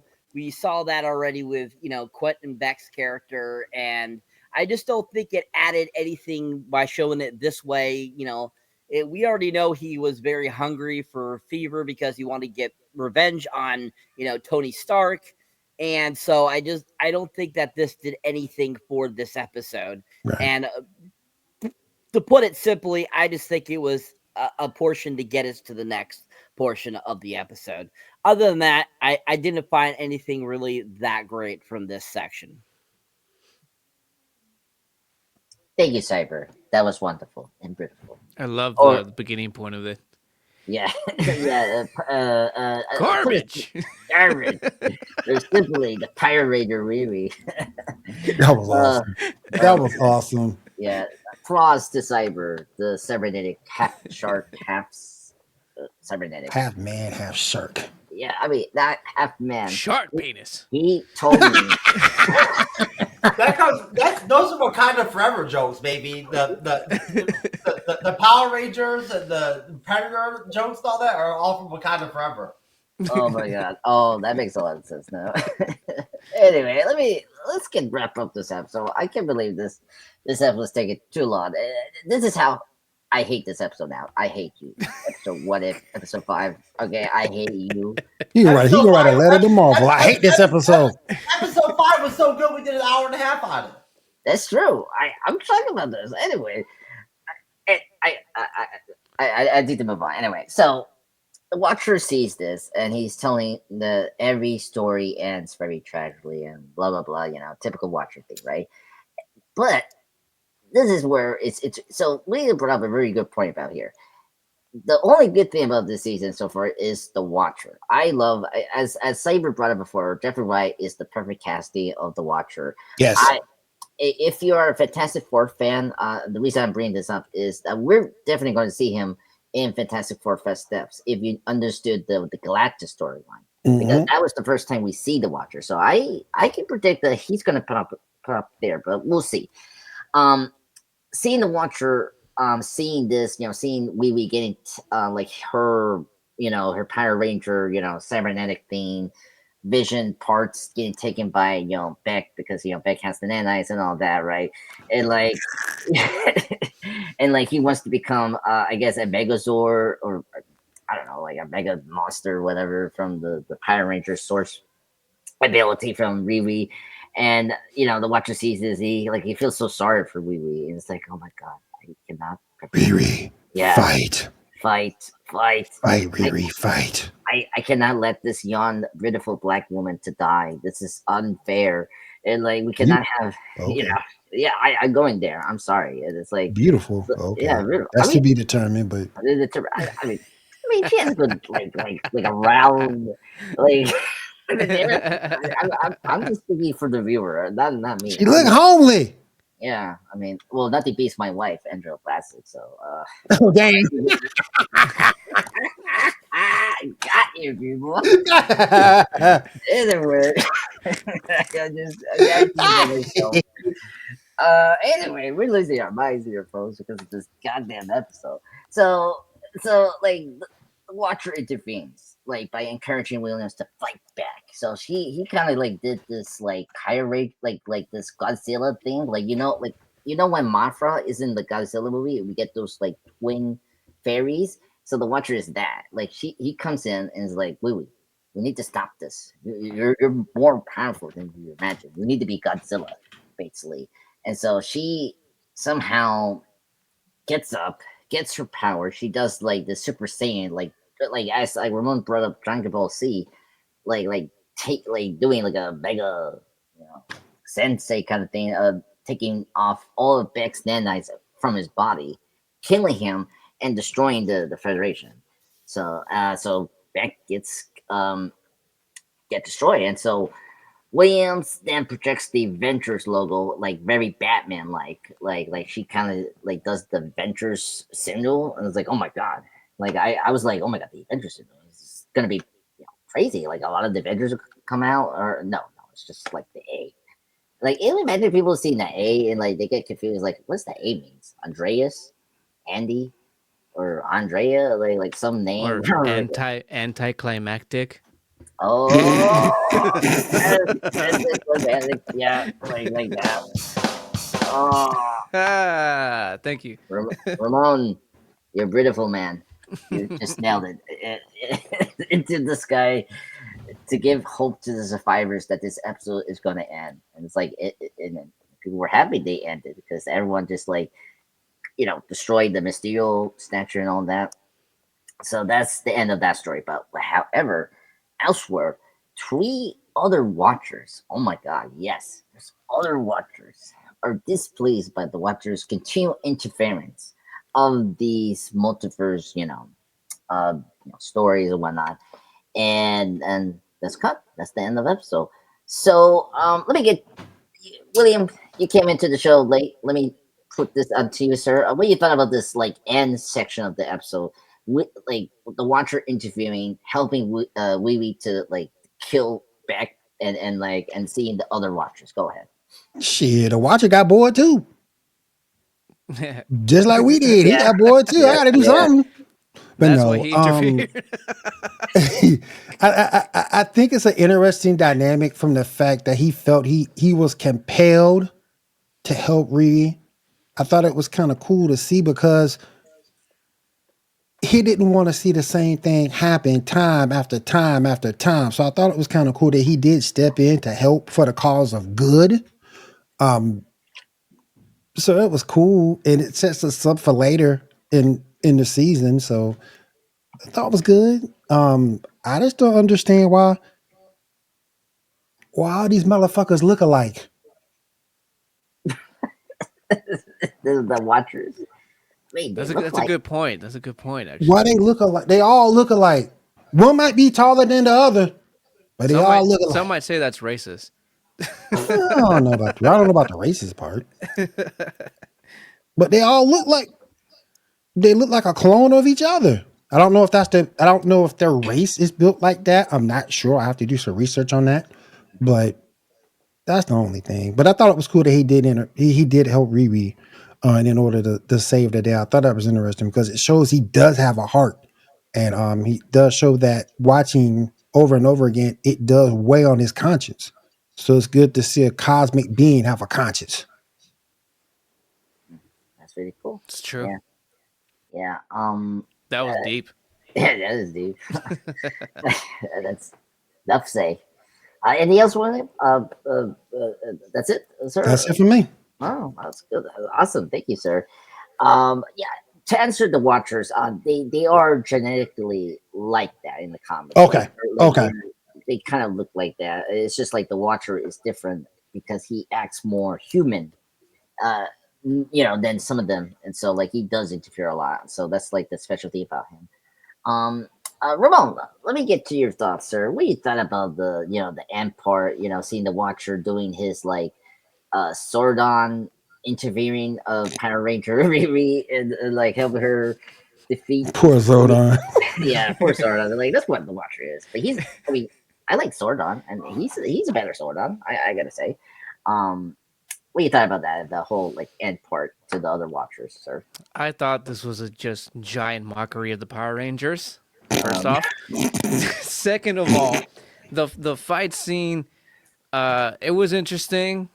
I mean, of course, Riri had the upper hand because she was just wearing White Vision's parts like she was fucking Leatherface. And what was interesting is how that fight even like happened. Like the sucking of the pieces, like William was saying, that maybe they could have been a little bit more different. They could have gone a different direction with that, and like I don't know. It was just weird. He was just pulling that off, and like she was like the last Capri Sun in the fridge. You know what I mean? Like she was sucking the shit out of it. But I, thank you. But I did like William also mentioned the Watcher interfering, like whether it was out of boredom or whatever it was, like that was interesting, and how she kind of like got the courage and the strength to come back at him and take back pieces of Vision. And I mean the ending was like, now that I'm thinking about it now, they could have done a little bit more. It could have been better. Yeah, it could have been better. And it could have been better. Mm-hmm. That ending with the giant A, like you said, like we were expecting one at least of the Avengers to, like, you know, I don't know, Marvel Zombie at least kind of thing, like their hands coming out of the ground or something. Yep. But I think overall the what happened after that with the Watchers being disappointed with the Jeffrey Wright Watcher, I think this is more focusing more on the Watcher character itself, because it's leading up to that. Because we're gonna talk about it in the next one, because that's what it's leading up to, and they're not happy with the fact that he's been getting involved, and he's just gonna get it. But I think overall it's just, I mean, it was interesting. Like this again, this is my favorite one so far out of the two. But I mean, they could have done something different. Yeah. I agree. It could have been better. It could have been better. Yeah, I kind of agree. I think, like, we'll get into episode 6, and before I get to you, Cyber. The reason I like episode 6 more than this episode is because we really focus on our characters. And this episode, I felt like I did not care about our main protagonist. Where, like, when we cut to the Watcher, I care more about him because, you know, I know more about him than, you know, Ironheart. You know, unfortunately, because we haven't had Pyro Ranger Riri, or Heart Ranger, as you know, Corey. The one Ranger nobody wants. Yeah, exactly. She's the cousin.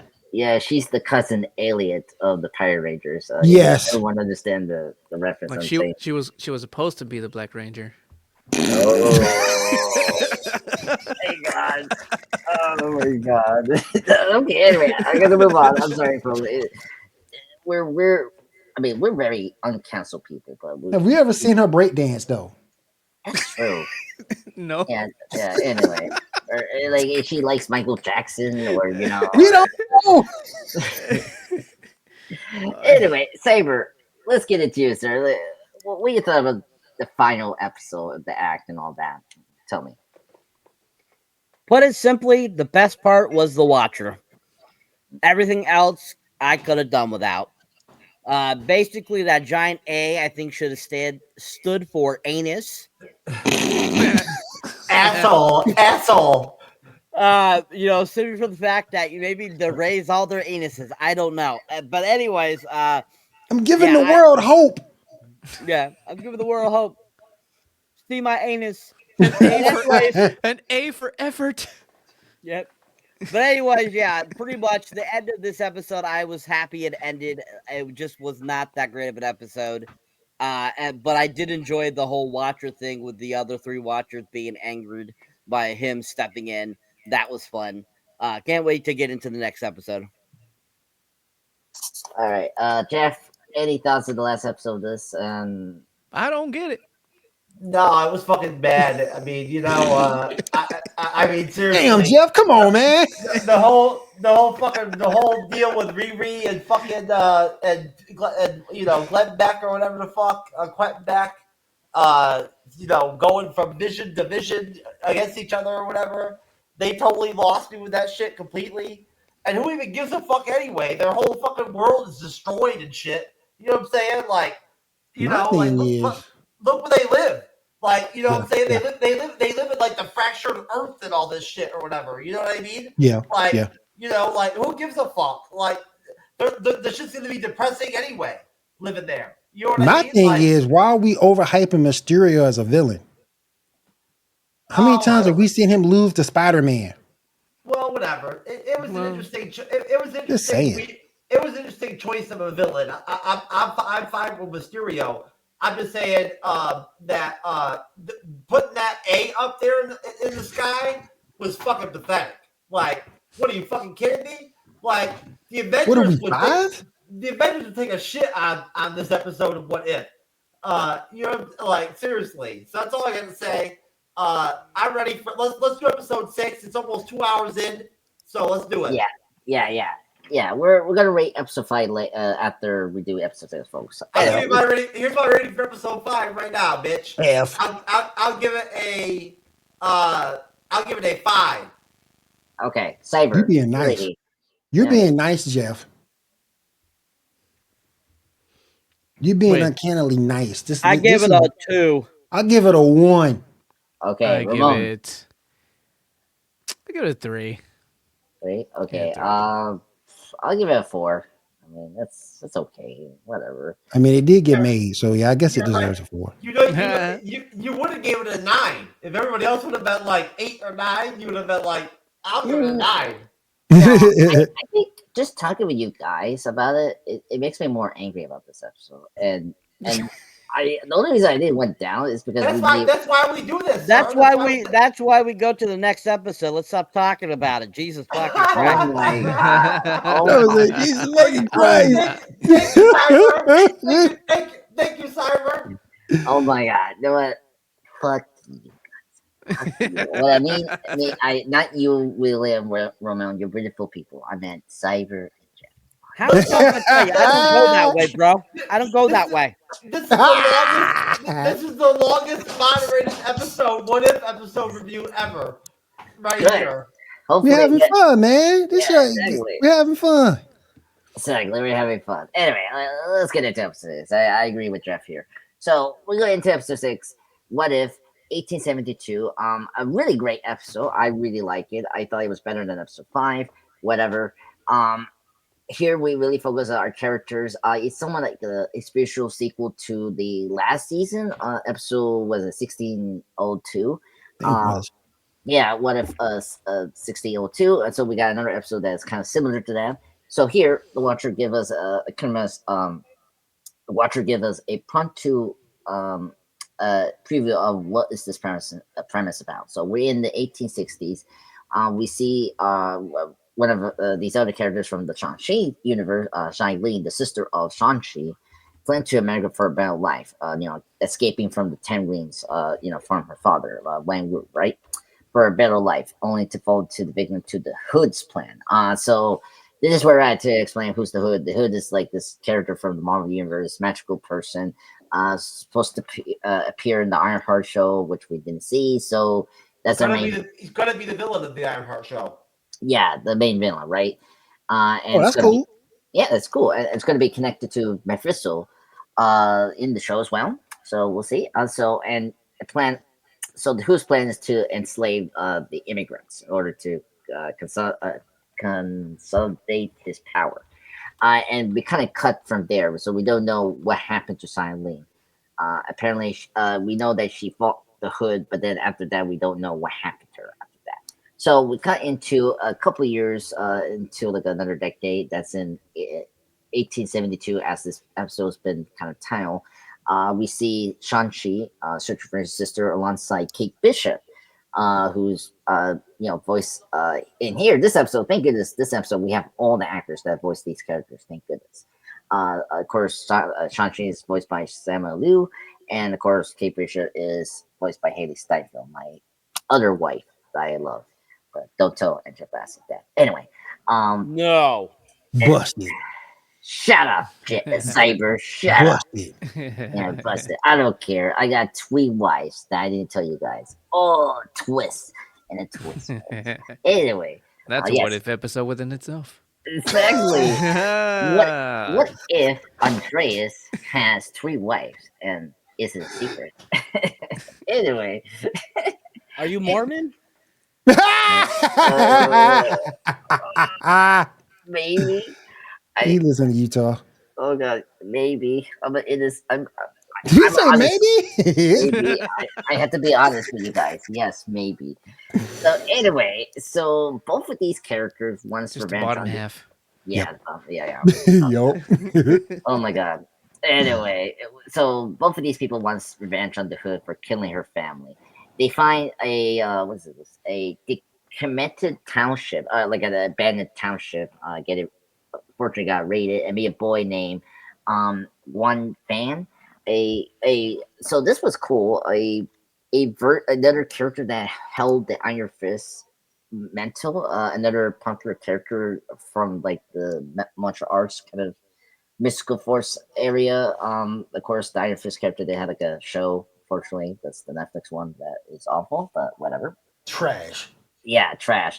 And the boy here like tells Kate and Sean that claims that the Hood attacked his home, his township, and left on a train and captured a lot of people from his town, including his father. So let me stop there. Let me get to Jeff. What do you thought about the beginning here? Seeing the sister again, seeing the Hood, and then up to the kid telling that the Hood kind of took over the township and riding on the train. Go ahead, Jeff. The only thing I liked was the premise of like the 1692, 92 or 1621 or whatever, the dating of the episode. I like the historical aspect of it. You know what I mean? The Wild Wild West kind of like feel. I agree with Jeff. I agree with Jeff on that too. Yeah, I really enjoyed that, but then the premise they gave us with that, I really did not like it that much. It was kind of complicated again, which we already dealt with complication episode 5 already. They really aged up. What's her name? Kate Bishop. Kate Bishop. Yeah, like they really aged her up. You saw her first; she was a kid. Yeah, they really aged her up for this episode.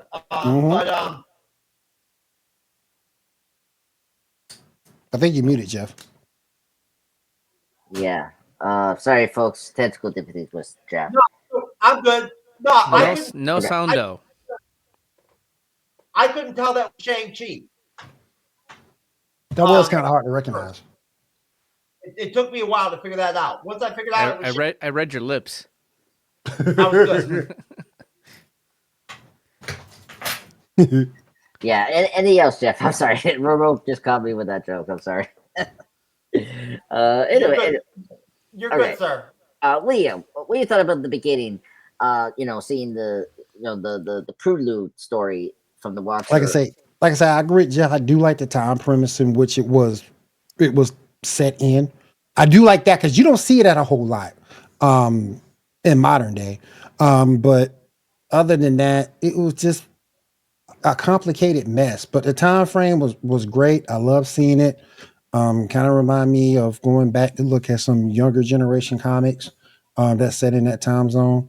And some video games too, Batman by Gaslight being one. But yeah, I do love that time frame, that time period. No, I agree. Yeah, Gotham by Gaslight is a great story. Yeah, that's why I like this episode because it reminded me of that a little bit. Saber, what you thought about the beginning up to the kid telling Kate and Sean about the Hood raiding his township and his people? The beginning of this episode is far superior to the last one. It gets right into the action. I love this scene where they're battling those guys in that bar after we get the prelude of his sister and the Hood. And then we also get some straight action out of the get-go leading up to, them coming across that kid. And like I said, everyone, like you were saying, it was great to see that Simu Liu and both Haley Steinfeld came back to voice their characters, which was great, which made a big difference. And that was another thing I noticed, just like Jeff said, they really aged up Kate Bishop from a character in the show into this, because this was definitely more her actual age in real life versus what they had her like being like, freshman college in the first, Hawkeye season 1. And so that was kind of interesting. They decided to do that. And I think that, they did a good job visually really getting what, Haley Steinfeld looks like. I thought they did pretty good with the animation. And yeah, Simu Liu, because his voice was kind of like very cowboyish, it definitely made it hard to like realize that's him at first because of kind of how he's talking. It's very cowboyish. And so I think like that was kind of funny that they had him like speak like that, like that he's like actually from the West. So I thought that was kind of interesting. But this is a really good solid start, action right out of the bat. And I think that it's really fun and just a really enjoyable start to an episode. Yeah, I just got to say one thing. Josh Allen of the Buffalo Bills, you a lucky man. Oh, my goodness. Wow. Well, I don't know what lucky man. Yeah, Saber is a lucky man. He's lucky to be a half shark, half cybernetic person. And lucky to have... Yes.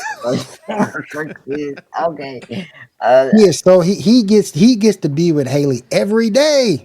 Josh Allen, you a lucky man, dude. Lucky man.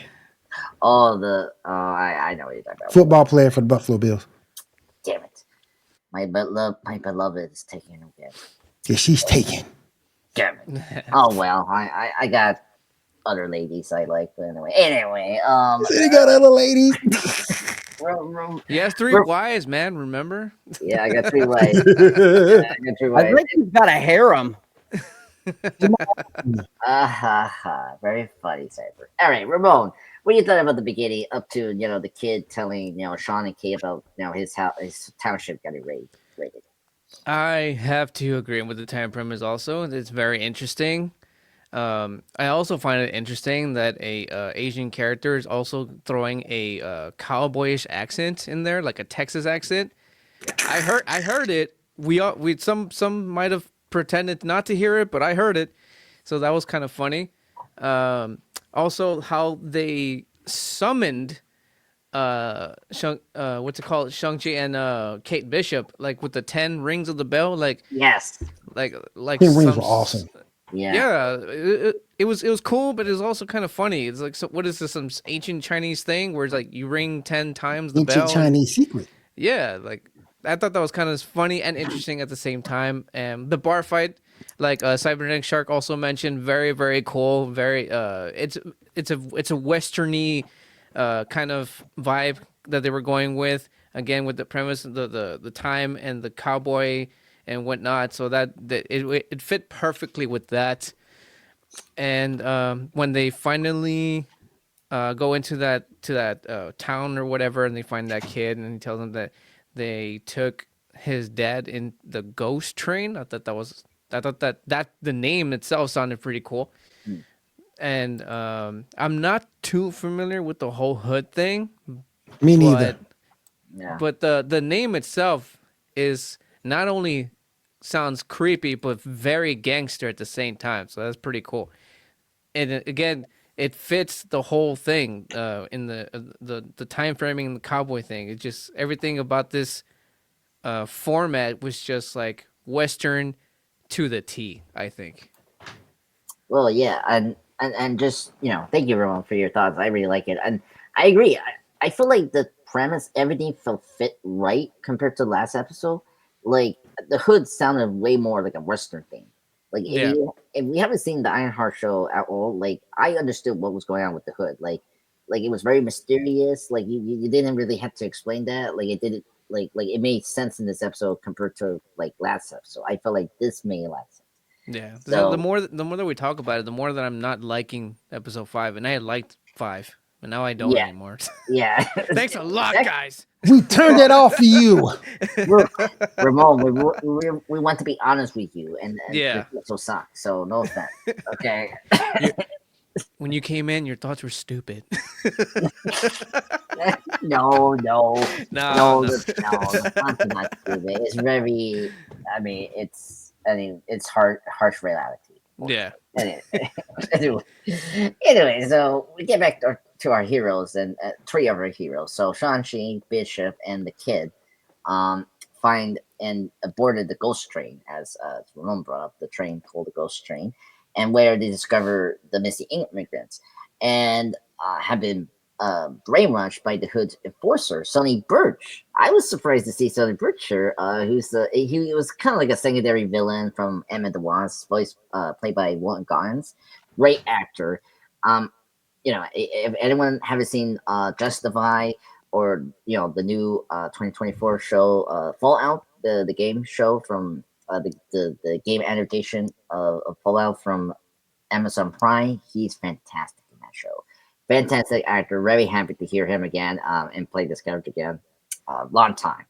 And so, first off, and while they board the train, they also find, the arc reactor. They see a lot of these like compensation weapons from the start. Hammer and Cross people, of course, wrestling. Darren Cross from Ant-Man, Justin Hammer from Iron Man 2, and of course, Stark. The main, MCU hero from the MCU universe, Iron Man. So let me.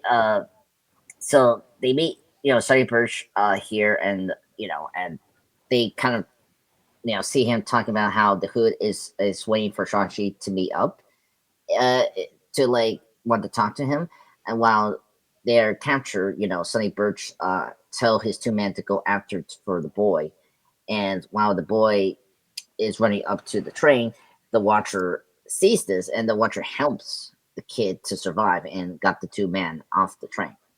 While Shang-Chi and Bishop are taken to the Hood, who uh, is waiting for Sean in the town. We see them getting battle here, and then at the same time, Bishop is getting somewhat brainwashed by Birch, and so Birch is actually the one that how he brainwashed everyone here.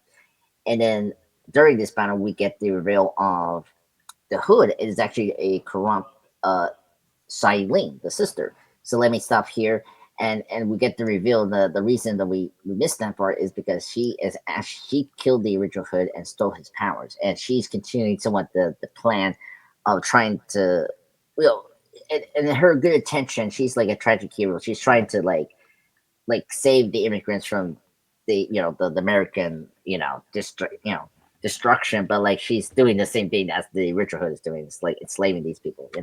So let me stop there. So let me get to Cyber.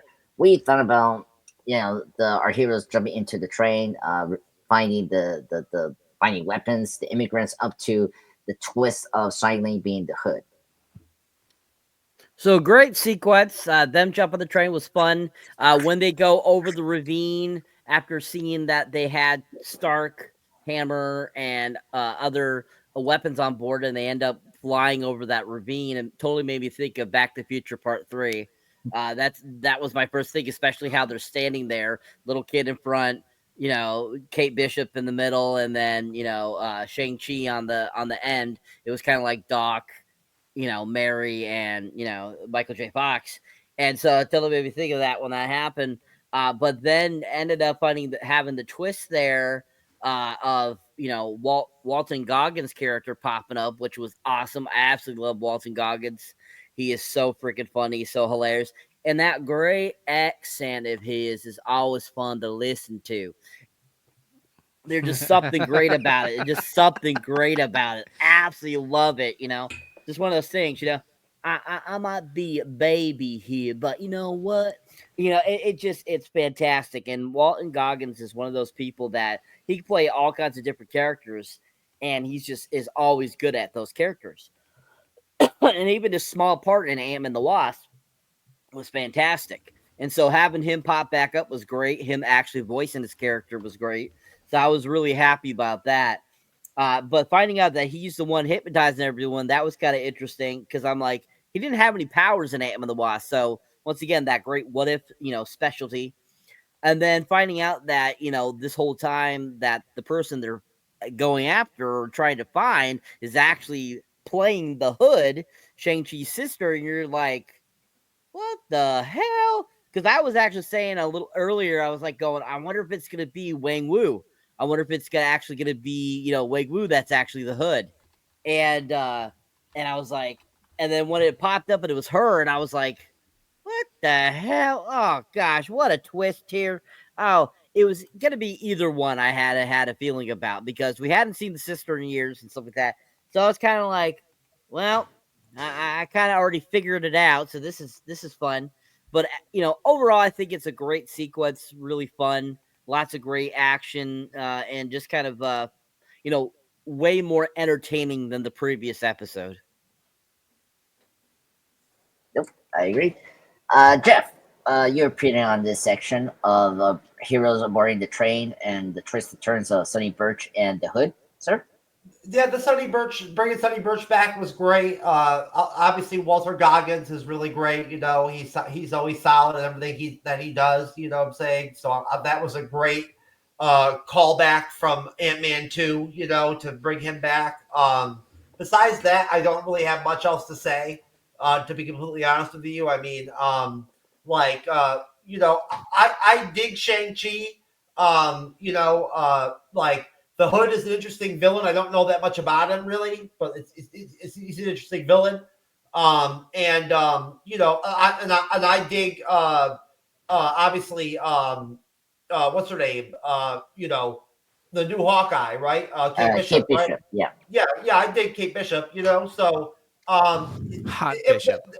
The twisted turns weren't really all that shocking, really, or anything like that. I could have done without the stupid kid that they had with them or whatever that they picked up or whatever that kid. Annoying. Who gives a annoying. Kid? The kid was annoying.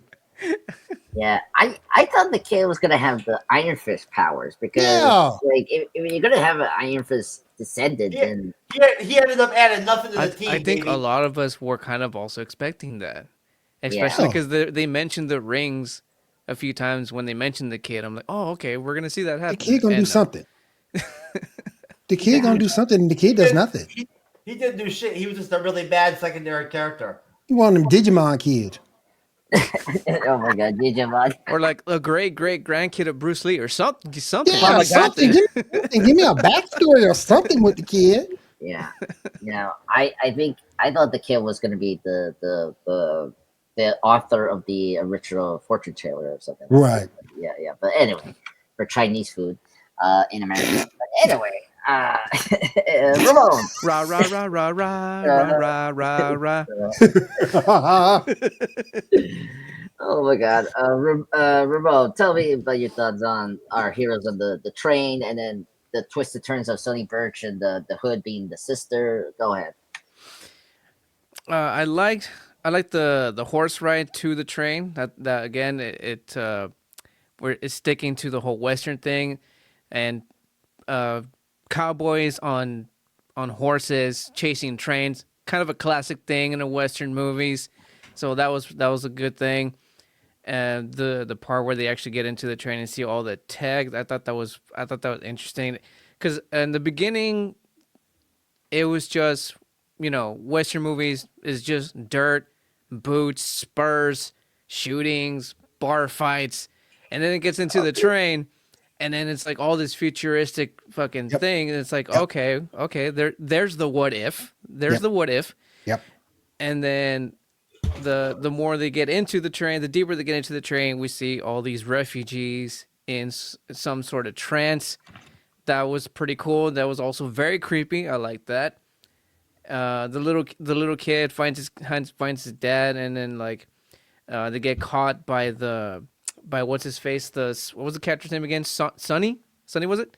Yeah, Sonny Birch. Which, by the way, because all y'all mentioned, what's his name? Walton Goggins.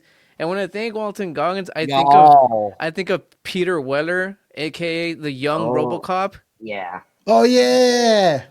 I see that. But anyways, I think of young Weller. Anyways, so the character itself, the Sonny character is. I honestly did not. You mentioned he was like in the Ant-Man movie. Never would have thought of that. I need to start paying a little bit more attention. But the Sonny character was actually pretty interesting. I like that he was the one who was in charge of the whole capturing of the refugees, hypnotizing him to do his every bid. Uh, he stole all this futuristic tech, and how he just worked closely with the excuse me, mysterious hood character that I'm not very familiar with. And the again, I expected a little bit more of the kid because, like I said, they brought up the rings a few times when they mentioned the kid, but he was just but at the same time, uh, the Watcher did save his ass in the train though, and that was the reason why I was thinking like, oh, okay, we're gonna expect a little more of this little kid, but then we didn't, and that it kind of throws the Watcher even saving him to begin with. He should have just not to It's be like a you net. wonder. It made you wonder why he did it, didn't it? Yeah, it makes me wonder why, and not to sound like a dick, but I mean like Right. he should have just let the kid die. He Yeah. knew he was going to, and there was no purpose. But whatever. Wasn't no purpose for him to live.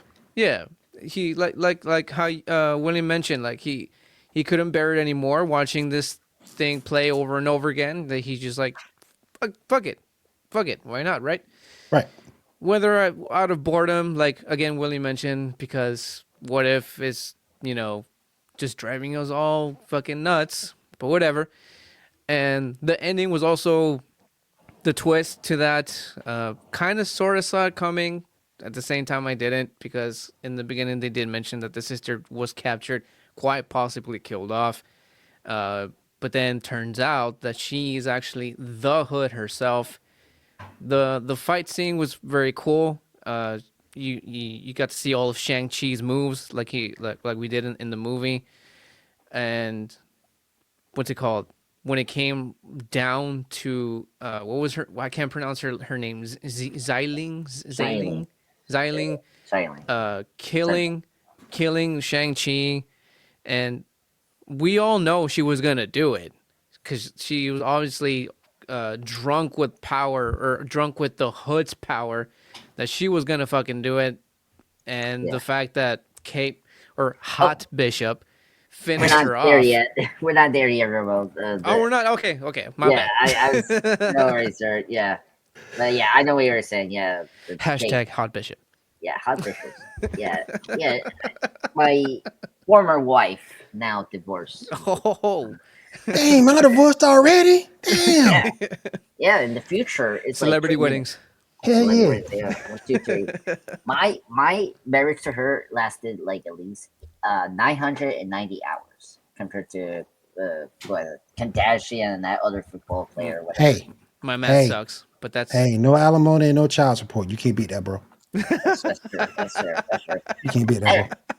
All right. especially with Avenger, bro. Yeah.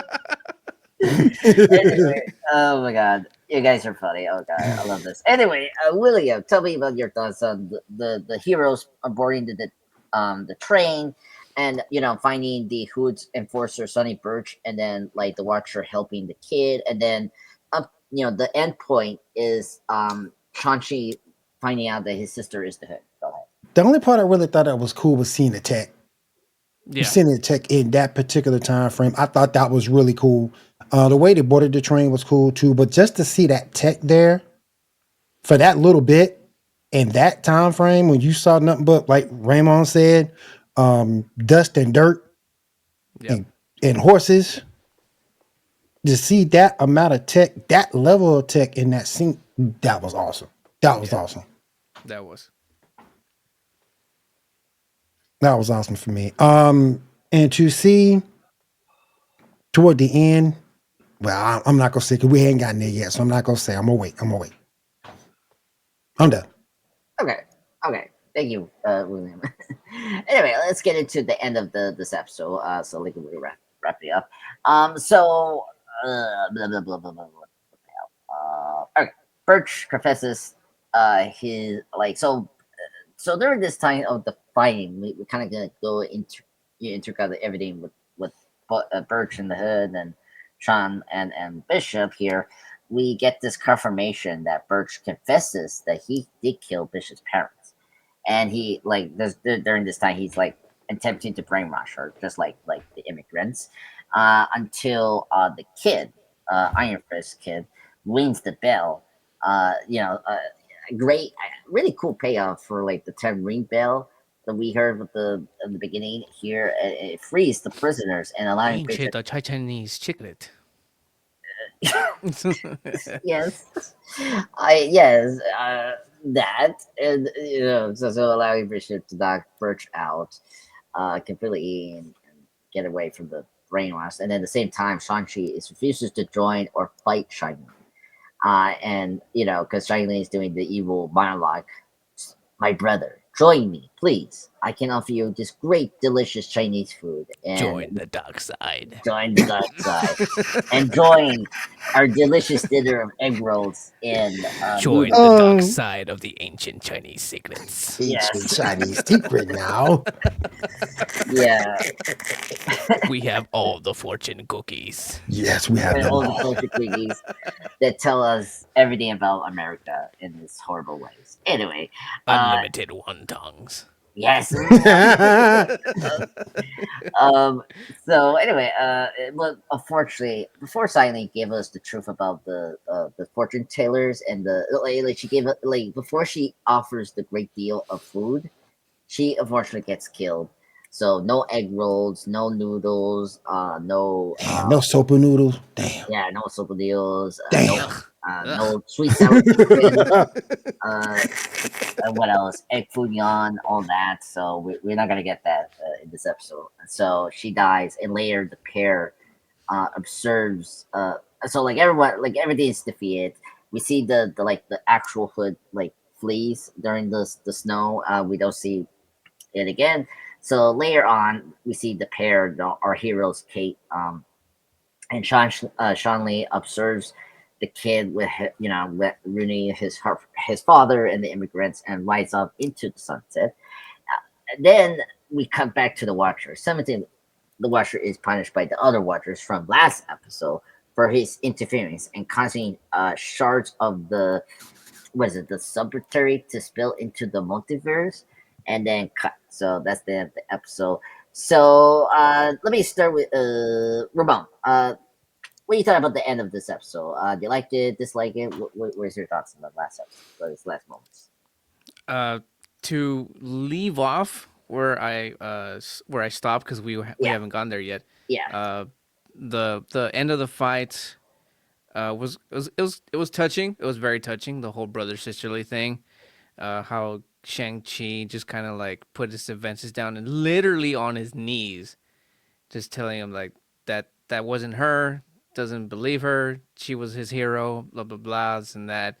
And then she goes on, like you said, her evil monologue as she's resisting to kill him, but because she's again drunk by the power of the hood, she was gonna do it, but Hot Bishop from a distance with her sharpshooting, or should I say, oh my god, what was that? What was that name? The kid, kind of the character of the in Iron this Fist kid? Yeah, or yeah, I couldn't think of a clever name, but anyways, Yeah. so yeah, she shoots her from afar, kills her off, and what was kind of cool, it's all kind of tying in with the maybe not so much of the whole timing of the Western thing, but that brotherly sisterly thing, where she kind of just dies in Shang-Chi's arms, and Kate Bishop is standing behind him apologizing. I didn't know, and then Shang-Chi pulling, whether it being a wise brotherly thing or whatever it is, he just kind of you didn't kill her, the hood did. I'm like, whoa, that was fucking poetic. And up until the last part, where the rest of the Watchers are very, very displeased. That's the part I liked. Yeah.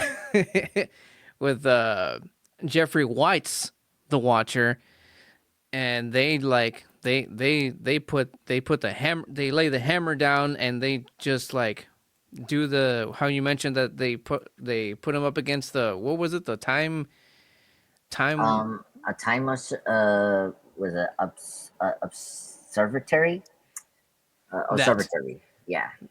and then the pieces, shards of time break and fall in, or not fall, but like fly into nothing.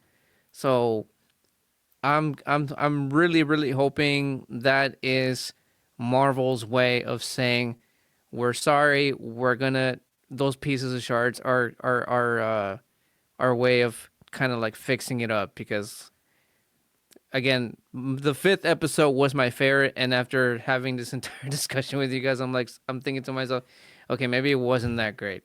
So this one totally beat it, and I'm hoping those pieces of time that the Watcher broke are gonna be something that's going to be kind of sort of fixing that up a little bit, and quite possibly, you know, bringing in characters like how everyone's been saying that everybody knows, and that's gonna make sense. Like bring up a team that actually is gonna make sense, and I think that's really all I got. But It just can't be any team though. Can't be any team. Yeah, that's right. Yeah. It just can't be any team. Yeah. That makes sense. That makes sense. William, your thoughts on the whole end of the episode, sir? I just like the Watcher getting got. I love seeing the Watcher get got. Yeah. I mean, if you go back, really, if the Watcher messes up enough, this could be like a war of the Watchers. The Watcher that we know gets from people on his side. The other Watchers get maybe a war of the Watchers. But I do like to see him get got, because it shows that yes, you may be godlike or a demigod, or whatever the case may be, but even for you, you do have to face consequences for whatever your actions are. And I thought that was kind of cool to see in that case. So I love to see him get got. And we'll move forward from there. But that was my favorite part. Thank I you, second William. that. Awesome. Love it. You're amazing. Beautiful person, sir. Hey, Cyber. man. No, bro, William. You're awesome, man. Cyber, give me your half shark, half cybernetic mind on the last part of the episode, sir. Oh. The episode completely ends pretty well. I enjoyed it. After we have discovered that, that Shang-Chi's sister is the Hood, and they end up fighting. We get that great action sequence that's very similar to fighting in the actual Shang-Chi film. And, basically we end up having them, fight kind of to the end, and then him kind of giving in and like, you got to do what you got to do, but I won't kill you, blah, blah, blah, type of deal. We have Kate Bishop getting out of the trance from, Sonny, and taking back the train, kicking all the people's butts, and freeing all the other immigrants from being in a trance. And, basically she ends up popping up and shooting, Shang-Chi's sister. And you're kind of like, really? You got to kill her? I'm like, damn. And I'm thinking to myself, well, I mean, that once again, like, I kind of knew that whatever happened, somebody was going to die, and they ended up killing her off. I'm like, oh, yeah. But anyways, I thought they did a good job there. And I thought the choreography was really done well, animated style. Yes. And then when we get to the, the Watcher and the other Watchers being pissed at him, it's just pure cinematic, beauty. Them getting all pissed and pushing them up against the edge of their little sanctum Time wall and breaking it, and pieces of it falling down towards Earth are like freaking sweet. You're just thinking, ooh, is that saying that the multiverse is finally coming to an end? Kind of deal. And I think that's kind of cool, and it'll be interesting to see how they wrap that up, in further episodes. But I think it's a really solid, strong ending to a really fantastic episode. Watcher's gonna get it. Yeah, he's gonna get it. He's gonna get it. Yeah. Oh my god, it's crazy. The next episode next Monday is going to be our last, which is crazy of the show. I thought this show was gonna be longer than 9. I thought so, but then I checked. It was like 8 episodes. They cut one episode out. So Okay, weird. okay. Yeah. It was weird when I saw They that. cut off an episode when Riri came back. Oh my god, no! No! I need to move on. Anyway, we're And the anus symbol. The anus symbol. Yes. No, I thought the A for asshole, as Jeff said before. What do you think? What do you think the A is inside of a circle? I thought it was like an arc reactor. Yep. I agree. Yeah. Oh my god, Jeff, brother, you're being quiet there, sir. Tell me about your last thoughts of the last. Stone of I his don't mind. really. I don't have much really to give, but what everybody else already kind of said. Like, I mean, it rounded out like the way that you thought it would, kind of. I guess it played out kind of westerny, and it was interesting. I guess the flip, the flip of the villain being the sister was kind of interesting, I guess. But overall, I thought that it was a weaker episode. 6 was than episode 5. Episode 5 was confusing. The episode 6 I thought was a little bit weaker. And that's pretty much it. Okay. Yeah. Just my last thoughts. I thought this was a better. I think this is my personal favorite episode. I think this is the strongest episode of the bunch we saw this season. Yes. For the final 2 episodes, in my opinion, I think it does a good job of doing what if premise. It focused on its main characters, right? Then just focused on the Watcher, like episode 5 did, or some of the other episodes. And Mine is the kid. Yeah, minus the kid. Yeah, the kid was really bad. But yeah, and I like Shang-Chi at the movie as well, so I was happy to see Shang-Chi again because we're gonna be waiting for so long with that sequel, so I was happy to see him again. And same thing with Kate Bishop. So ratings, boys. Hot Bishop. Yeah, Hot Bishop. I love Hot Bishop. My former wife. Hashtag. Yes, hashtag former Bishop. Jeff, your rating, sir, of this episode 6. I'll give it a 6.5. Awesome. Cyber rating. I give it a 10. Awesome. Oh, wow. Ramon, tell me your thoughts. Use the Force. What's your Use rating? the Force. Yeah.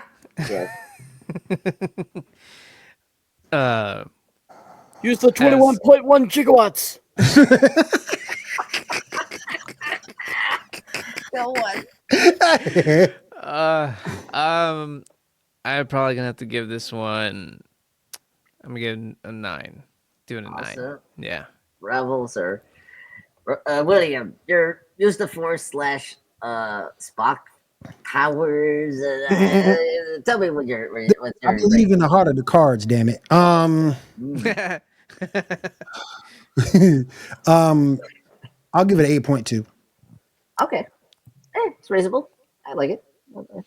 All right. So I would be this crazy kid because I love Shang-Chi. I love my wife, Kate Bishop, former lead wife.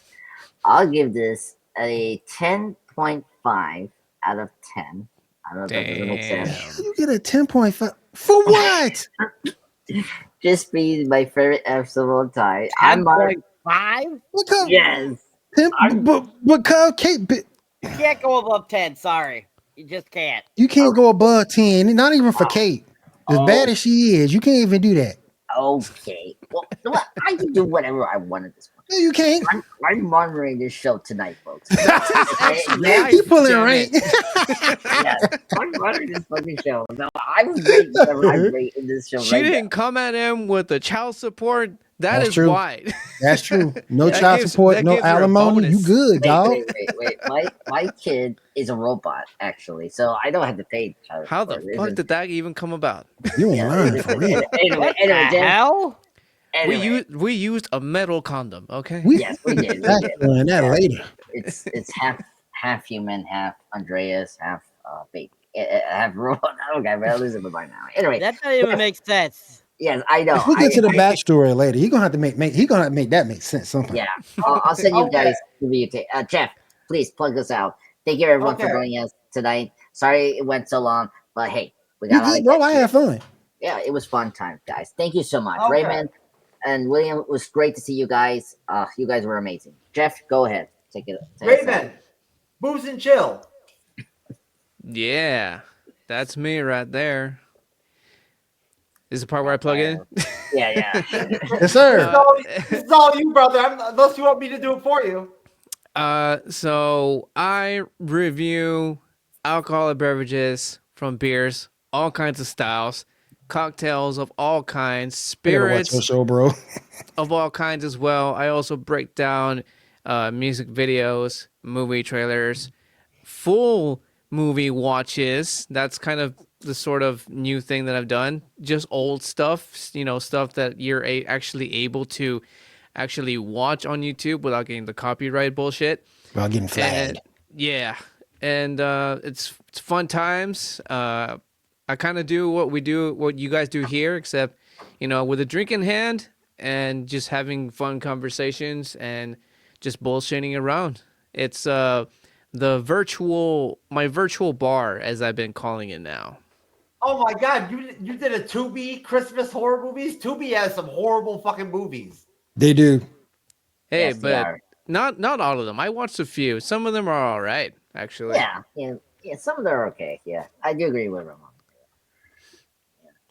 But yeah, I do also admit that there are some terrible ones that I wish that I never actually watched. That I'm never gonna get my time back again. But the good ones, though, those were good. There you go, folks. I've been on Booze and Chill before. Andre's Pop Culture Guy's been on there before. We love Raymond. Good to see you again, brother. Lives every Thursdays. Yep. Yeah. That's Forgot right. to plug that one in. There you go. Thank you very much. We appreciate you, Raymond. All right. Thank you so much. Geek Gauntlet Podcast. I'm pulling you up, sir. Hold on. That's what she said.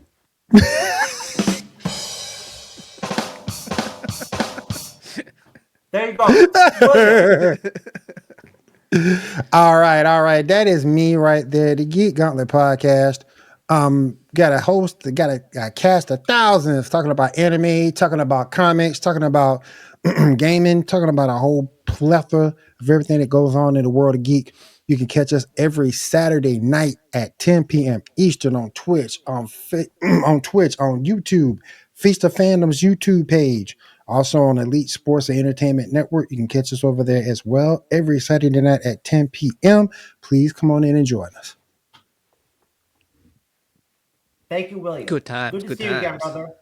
Good to see you, man. It's been a long time since we've had William on the MCU's Bleeding Edge. It's good to see you, brother. Good to be here. Number 23. Everyone chug right now. Let's go. We're not drinking like we ain't drinking like dude. that. You followed me all the way over here. This guy is always in my lives, and he always makes me chug. Chug. Nice. Chug. All right. Love you, 23. Love you. Chug. Revere MVP, bro. Thank you. Cyberneticshark, sir. Cyberneticshark. Yes, sir. Cyber. All right, guys. So if you enjoy me here on the podcast, either as a moderator or on the panel, you can check out my solo content. You'll find me under Cyberneticshark on pretty much every platform you can think of. YouTube is my homepage. As you can say there, my most recent review is, of course, for Sonic the Hedgehog 3. Really great film. If you haven't seen it, check that out. Also, as you can see there, I got my Superman trailer reaction up, along with the review of Mufasa the Lion King as well. Mufasa. Just recently watched a movie last night called The Front Room. Put up a mini short of that. That movie is definitely one that, just like some of them said about some Tubi films, I wish I had never watched. It is very, very horrible. I can't believe I even watched it. Garbage. It's just garbage.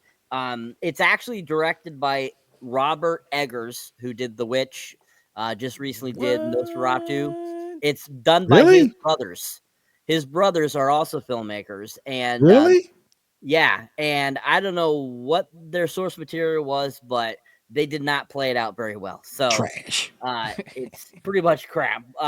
You can check it out for yourself if you like to see it, but check out the little mini review there. It'll tell you everything you haven't heard here. What was the name again?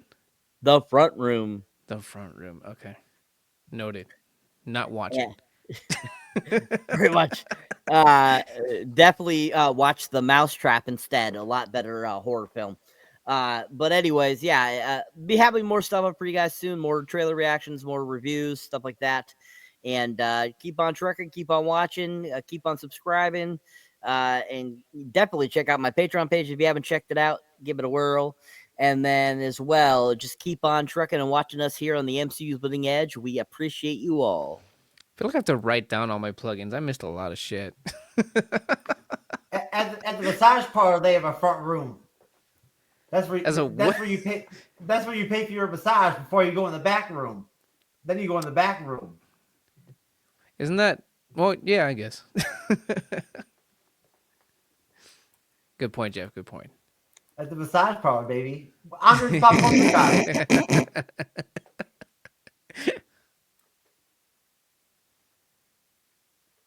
Are we muted? What's going on? You're muted, Time Cop. Okay, thank you so much. When Rose said we're muted, I was like, what the hell's going on? Anyway, thank you, everyone. Thank you so much for joining me today. I hope you guys enjoyed this show. I hope my moderation was good. Please give me feedback. So I can be better and improve as a moderation on the MC Bleeding Edge. Just want to thank everyone here, Ramon and William, to join us today. This Here's was some really feedback. Fun. Yes, give us the feedback. Yes. Shut up, Simon. Shut the hell up. Shut up. As the guy in Batman 89, the thug, say to his other thug, shut the hell up. Anyway, I posted recently my Superman 78 comic read there, Brainiac Chapter 5. Check that out. 2 days ago, I did my Mad Max Beyond the Thunderdome 40th Anniversary Tribute. Check that out. This Sunday, I got my new live stream view on with the Three Amigos. Hopefully, it's on the John Carpenter film In the Mouth of Madness. Great horror film. Having this big anniversary today, and that's gonna be Sunday, 9:40 p.m. Eastern. Please join us. Will be fun, and plus me, Jeff, and hopefully Saber can join, and we can do some trailer reactions on two big trailers that came out last December. That's 28 Years Later, which you saw there in the page in the videos, and hopefully Superman, the new trailer that came out towards the end of December, which was fun. And I was going to do another live stream that's going to be a solo one for me, where I'm going to talk about Superman Lois for the season 4 talk, where I can just talk about in general my thoughts on the final season of Superman Lois. That's the end of the era of the CW TV superhero show. So yeah, that's what I'm gonna have this week. I had something personal last week, so I was kind of slow in terms of content. So hopefully this week I gotta pick up my content. So thank you everyone for your patience, and hope you guys have a good night. All right. You. Well, thanks to everybody that came on the MCU's Bleeding Edge tonight. We appreciate you, William, Raymond. Good to see you, brother. Great job, Andre, Cyber. Appreciate you, bro. We're out of here, folks. We'll see you on Friday for Fright Night. Jimmy's. Yeah. Can't right wait. now. Haven't watched it in like I felt I natural. haven't watched it in like 30 years. He dedicates 8 hours a day role-playing as a toddler. I'm in baby mode on and off all day. And Jess's daddy is caring for her. I'm 20, but not really because I'm 5. Adopted mommy and daddy who are totally comfortable with me being a little girl. I identify as an 8-year-old.